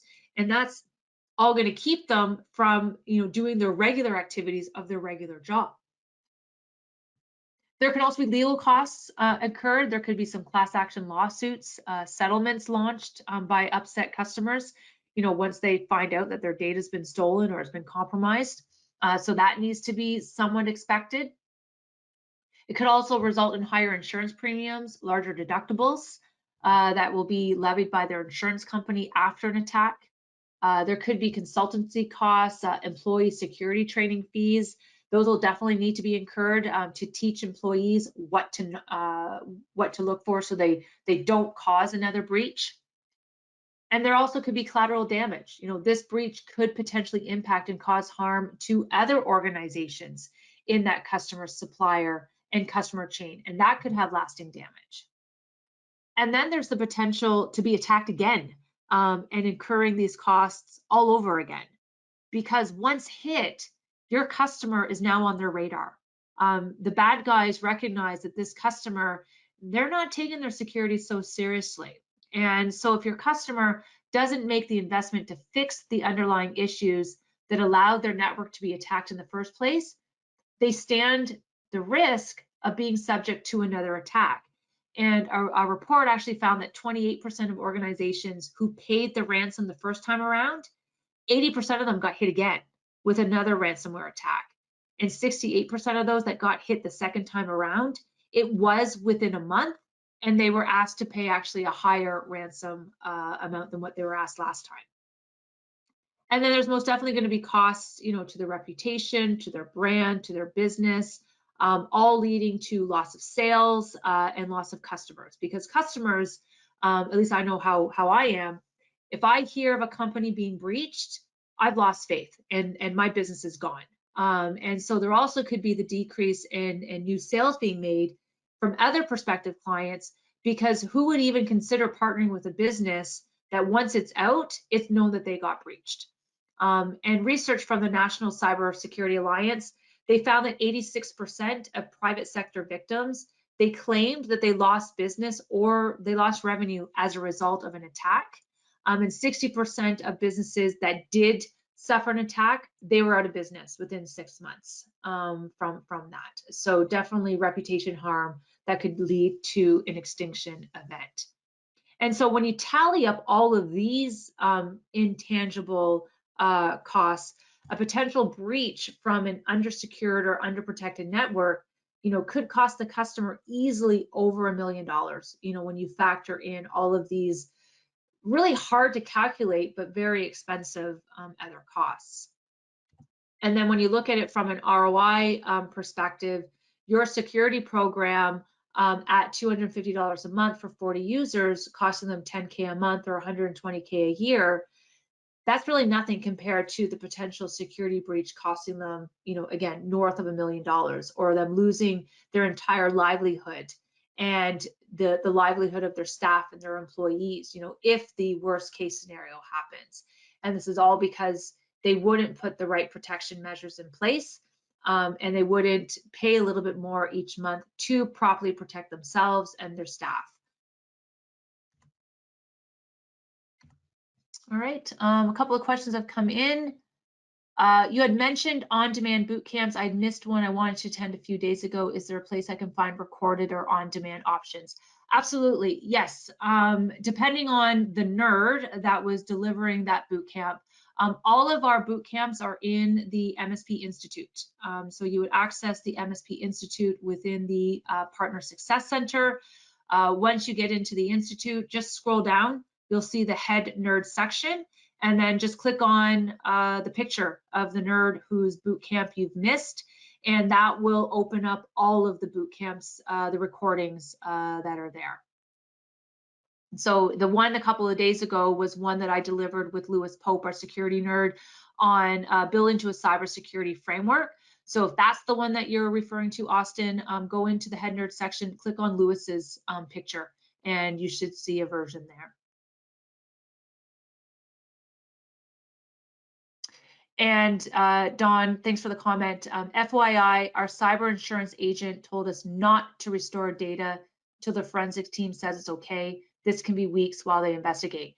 Absolutely correct, and I'm addressing that exact point in an upcoming objection, because again, it's that cost of downtime that you know, where I had 160 hours, that definitely could be more, because you're right, you can't really do anything until the investigation is over. So I think that 160 hours, that 30 days, I think that might be a little bit underestimated, because we all know how fast insurance companies work. So very good point, Don. Thank you. So a next objection that you may hear, I can get it cheaper elsewhere, or you know, this other MSP is only charging X, you know, for their program. And my fear is that, you know, they're not comparing apples to apples.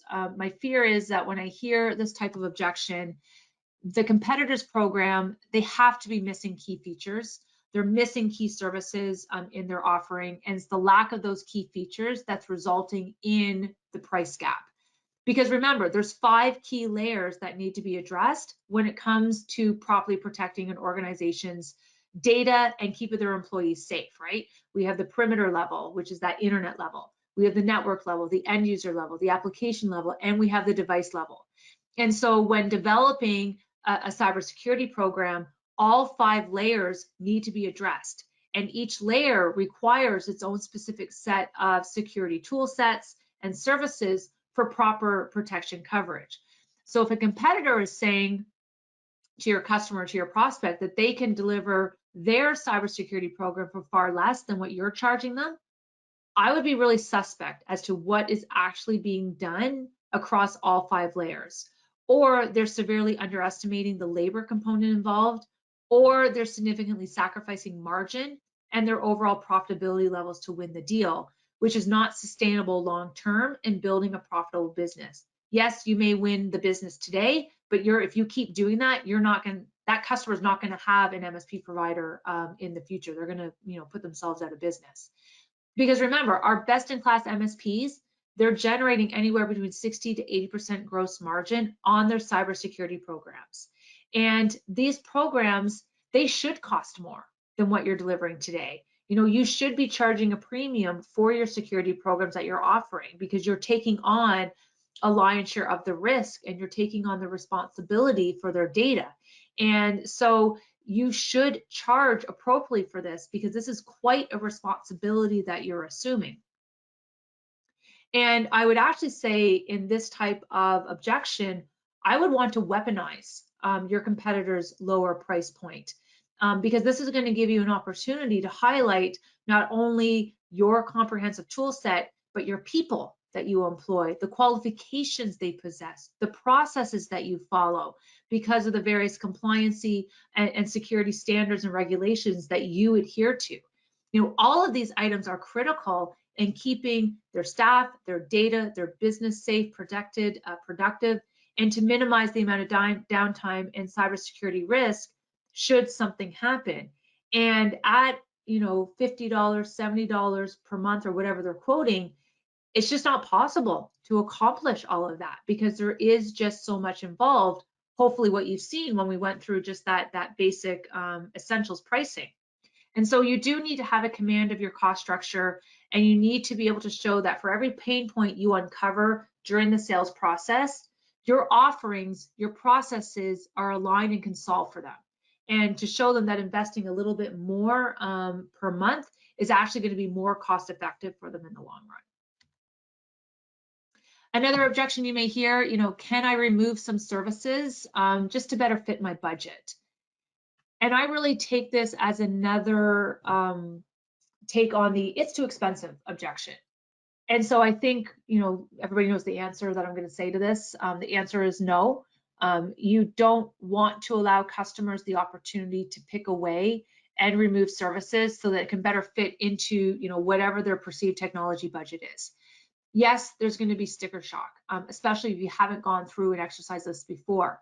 But again, what I keep kind of harping on, you can't let these customers dictate their path to support.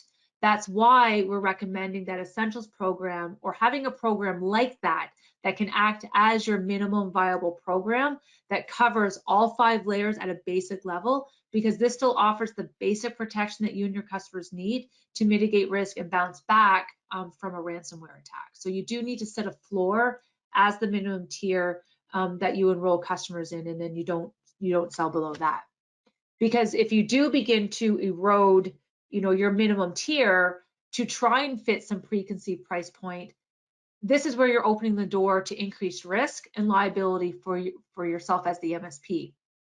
Because not only are there costs to the customer by refusing to elevate their security posture, and we kind of went through all of that in the ROI exercise, but looking at the other side of the coin, there are costs to you too as the MSP if you don't enforce at a minimum a baseline set of security standards on your customers. And that first being revenue loss, with average remediation time of 30 days, costing, $24,000 or more, that is significant. And it's a significant unexpected cost on a small business. And many times over the years, I have seen MSPs heavily discount this bill, or they'll waive it altogether because they just feel so bad that their customer got infected. And just like, with a customer who gets breached and may experience a loss in reputation, depending on how it all plays out, you as the MSP could experience a reputation loss as well. And you can become known as that MSP who allowed a breach to happen. And this could be especially impactful if you're a vertical or industry specific MSP, because we all know how fast word travels. And in some cases, you could be fined or you could be sued by an organization if the loss or the breach was significant. You could be found to be negligent or liable, which could, result in that extinction event for your MSP. And so you want to ask yourself, as you have this customer that's trying to whittle down, your price points and whittle down your services, are you prepared to put your MSP at risk and potentially lose your livelihood and the livelihood of your employees that you've built for them, all because you have a customer or a little group of customers who won't accept your security recommendations and pay you for what is now needed? And there also could be opportunity costs due to the loss of, other potential business that you might have been able to generate for your MSP during this time. Because if you're a smaller MSP, you might not have anyone else who can go out and support your other customers because you're so busy, tying up your best technical resources at this, impacted client site for 2, 3, 4, 5 weeks or more to try and help that affected customer move on from the breach. So in the meantime, there could be other support work, other projects that you might have had to decline or at least postpone because you just don't have the bodies available. And that could result in creating some customer dissatisfaction because you're making them wait until this affected customer who wouldn't pay you what you needed them to pay for in the first place is back on their feet again. And then from an operational perspective, by allowing customers to kind of remove services from your minimum bundle, this is going to make it, more difficult to track, bill, support, manage on a day-to-day basis because every customer is going to be a little bit different and you have to keep track of that. So your MSP would actually lose out on all of those service optimization and efficiency benefits that you get from, doing standardization across your programs. And then I've added this objection because it was so absurd when I actually heard it. I can't believe I had an MSP actually tell me this. but they had a customer tell them that I'll just take my chances and pay the ransom, and I'll make a claim through my insurance. So first off, if this is a response that you get back from your client, then I would think seriously about ending that relationship right then and there, because that is a huge flag. You cannot allow a client to rely solely on their insurance company to bail them out. A business's cyber resiliency strategy shouldn't be centered around just paying the ransom, because we know the cyber insurance industry is changing because of the increased number of attacks and the increased payouts that they've been forced to make recently. And so they're starting to make real changes to the rules of engagement. You know, if your customer gets ransomed and they need to file a claim to pay the ransom, as Dawn was saying, the insurance company is going to want to do an investigation first. The forensics team is going to have to get in there, and this is going to take time. And it's going to take time that your customers will not be happy with, because downtime costs money, you know, as we talked about earlier. And I equate this to really if your house burns down, you know, the insurance company is going to want to send out an arson team to see if it was arson that caused the fire. And if they determined after the forensics it was arson, then they're not going to pay. And so they're going to want to do an investigation whenever a cyber insurance claim is filed, because they want to see who's at fault. They're going to want to see, and they're going to want to look for negligence to get themselves out of having to pay the claim. So you don't want your customer, nor do you want yourself as the MSP, to be that negligent party and be the reason that that claim is denied. And also what's starting to happen is, you know, cyber insurance companies, they are starting to mandate that MSPs have these cybersecurity conversations with all of their customers, or else they won't renew the MSP cybersecurity insurance policies. So if you're not having the cyber liability insurance and risk discussion with your customers today, or if you're not mandating that they enroll in one of your new cybersecurity programs, or if you're allowing them to decline your security program without having them sign some form of release or waiver, the insurance company, they've just found their negligent party, and they're very likely won't pay the claim, as you can't provide that you did do your due diligence and took the proper steps to protect them.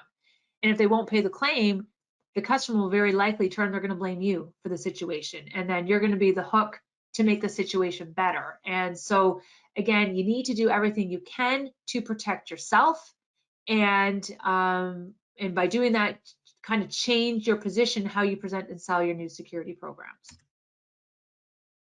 Another objection that I'm sure you've heard, or you can anticipate you might want to hear or will hear: no, I won't switch, or no, I won't pay for these new services program.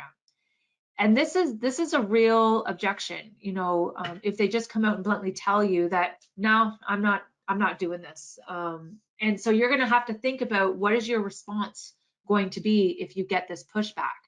Because you can almost guarantee that you are going to hear this type of response. And so you do want to give careful consideration on what steps you're going to take on how you handle it.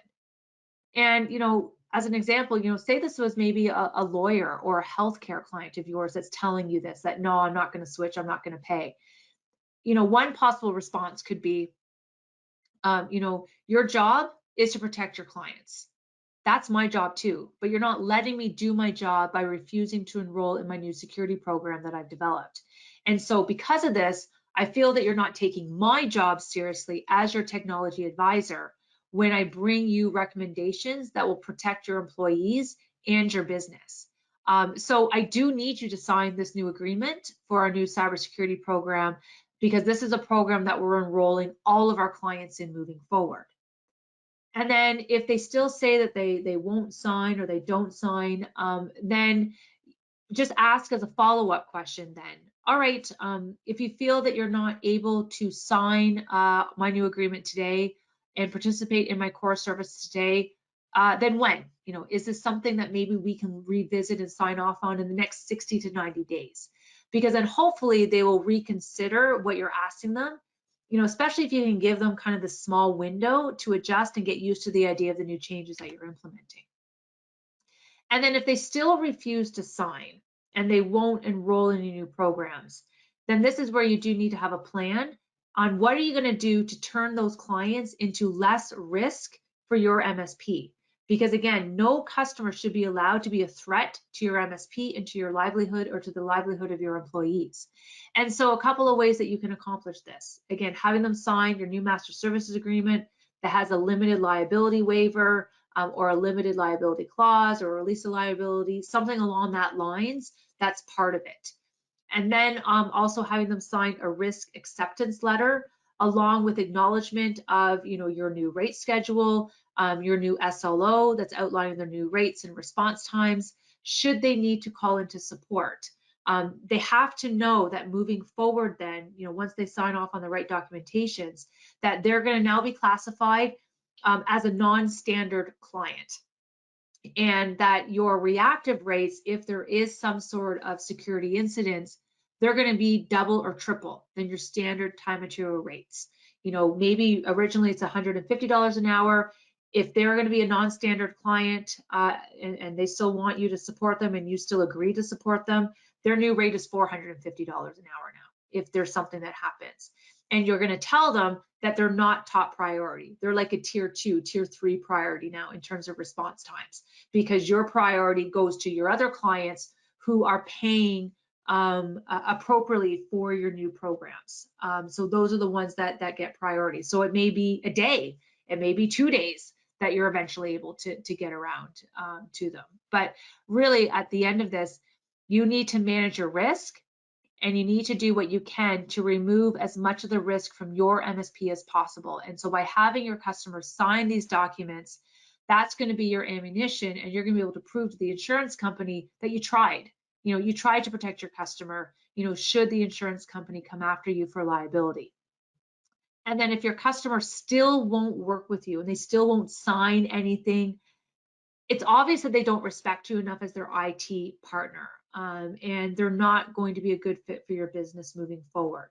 And so you're going to have to tell them that you can't afford the risk any longer to keep them on as a client. But you would be very happy to work with whatever new MSP that they choose to go with, and you'd be happy to work with that new MSP and get their account transferred over to them. But ultimately, you need to let the decision be theirs. You need to bring this to a close sooner rather than later. You really don't want it to linger beyond that 60 to 90-day window mark, because you're putting yourself and your business at risk. The risk of a ransomware event is just way too high in this day and age, and the consequences could be dire. Because once you tell them this, that, hey, that's fine, you go find a new MSP, I'll happily transfer you over, no problem, there's going to be a strong likelihood that they're not going to have the energy to go out and find a new provider and leave. And they'll very likely will sign your new agreement. In a conversation that I had with a partner a little while ago, they went through this process a couple of years ago, and they were terrified going and talking to their existing clients, because they were raising the prices pretty significantly because they were truly a la carte. And they really thought they were going to lose clients because of this. And in the end, I think he said like 87, 88% of their clients that they spoke with did switch over to their new program. And so again, like, there was just probably, and what he told me was, yeah, they just didn't want to go out and go find somebody new, because they did like me. And so they did ultimately signing. But encouraging them to go shop the market, tell them to go look for a new MSP, I don't necessarily look at that as a bad thing. My hope is that they'll find other MSPs that are just like yourself, who are working to enforce the high security standards on their customers as well. And if they go to them, it's just going to reinforce your stance. It's just going to better help educate your customer that this is just the way it is now. But again, it just really comes down to having the confidence to stand by your standards, stand by your programs, and to hold firm. And then you might also get your customer telling you, nah, it's not going to happen to me. We're too small. We've never been breached before. Hope is not a protection strategy that you can support. The idea here is that everyone is open to being attacked. No business is immune, and especially the smaller ones. It may be true that maybe the business may not be the intended target, but bad actors, they may want access to the suppliers and the vendors that that customer has business dealings with. And therefore, the customer just may be acting as a gateway, to those other more desirable vendors.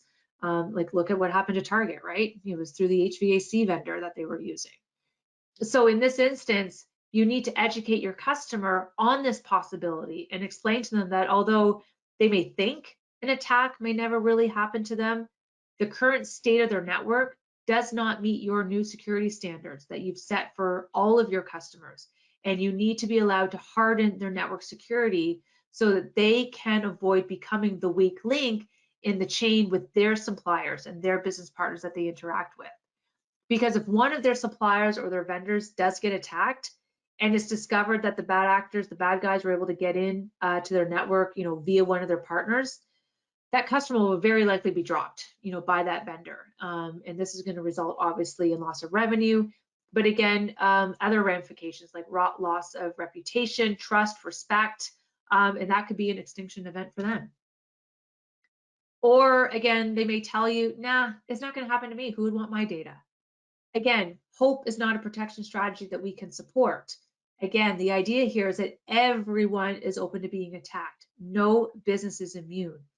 The bad guys actually don't care about the data that they're taking. It's the ransom money they want. This is a business to them, and they're looking for easy targets. And the smaller businesses are the easy targets at the moment. And so they're easy targets and they're quick win. And so data for them, they don't care what the data is money. Or maybe as an MSP business owner, you're sitting there listening to me speaking today and you're thinking, Steph, we're just a small MSP. Something like this would be overkill for our customers. We just don't need to implement any sort of cybersecurity structure like this for them. I like to think implementing a minimum viable program like the Essentials program or even the Advanced program, it's even more important for smaller MSPs. I feel that this kind of structure is even more critical for smaller MSPs as it is for medium and larger MSPs. Because without having all of your customers standardized on the same type of security program, this opens up your MSP to risk, and even more risk than I think a larger MSP would experience. Because if something does happen to one of your customers and they aren't on one of your cybersecurity programs, then again, going back to my opportunity cost from before, this is going to cost you time. And it's time that probably your small MSP doesn't have. If you're a smaller MSP with just a couple of employees, do you have the bandwidth to devote all of your time and resources to getting that one customer back up and running again, getting their data recovered without that impacting the rest of your customers? I really feel that, your customers, or you should never have a customer hijack your time and allow you to neglect the rest of your customers. So having a good cybersecurity program in place where you can automate a lot of the security threats, that really is the best thing for smaller MSPs to have in place, because it's going to ensure that your customers get the best possible protection. It's going to help reduce churn, because as a smaller MSP, you likely can't afford to lose any clients because of a bad cyber attack experience. Because if they get breached, really, who are they going to blame? All right, so really over the last 10 to 15 years, it's all about educating your customers, right? We've been educating our customers on the value of managed services and helping to transition your customers away from kind of the break fix engagements over to these prepaid monthly managed services agreements. And as I've been kind of saying throughout this whole boot camp, the education process, it's really starting all over again. We need to stop promoting generic managed services agreements to our customers and on our websites. And we need to start talking to them about what we can do to assist them from a threat detection, network protection, risk mitigation, cyber resiliency standpoint via your new security programs.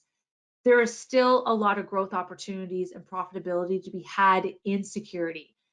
The challenge, I think, for a lot of MSPs is it comes from how do you build, how do you price, how do you market and sell these new breed of security programs to your customers.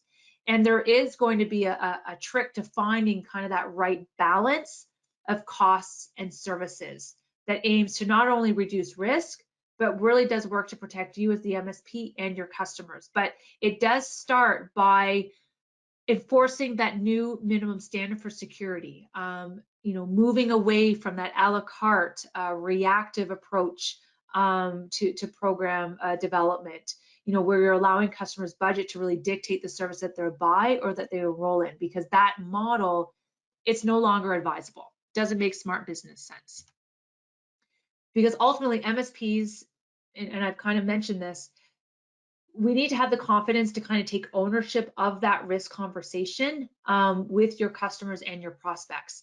Because your customers, whether you're doing this or not, they already think you're doing this for them. They think because you're their MSP, you're already doing everything you can to keep them protected. So if you aren't, if you know that there's gaps in their protection coverage, then this is really kind of your homework out of today's session, is take the time to update your programs, go through the pricing calculator so you can price them appropriately, go through the objections and practice your messaging, and start talking to your customers, and then be ready to handle the pushback that you're going to receive. Because it's not only imperative to the overall benefit of your customers, but you want to do this for the benefit of your MSP as well. Okay, and then can I provide a link? There isn't actually a link I can provide because of the fact that they hide the recordings behind our firewall for the MSP Institute. So really the best that I can do is just tell you how to access it, because if I give you a link, it's going to give you an error message. It's just the way that they've set it up with the MSP Institute. So the best way that I can say is, and I can send it out, is, get into the Partner Success Center, access the Institute, scroll down, click on my picture. But I can provide the instructions on how to get there. But unfortunately, any links that I provide, they're going to be broken because you have to be logged into the Partner Success Center first. So anyway, so thank you everyone again for taking the time out of your day to spend with me. Absolutely appreciated. I know how much time I did take. Again, any questions that come up, my email address, I'm on LinkedIn, I'm on Twitter. Register for my monthly office hours. But I hope you found this useful, and enjoy the rest of the day and the rest of the week. Thanks, everyone.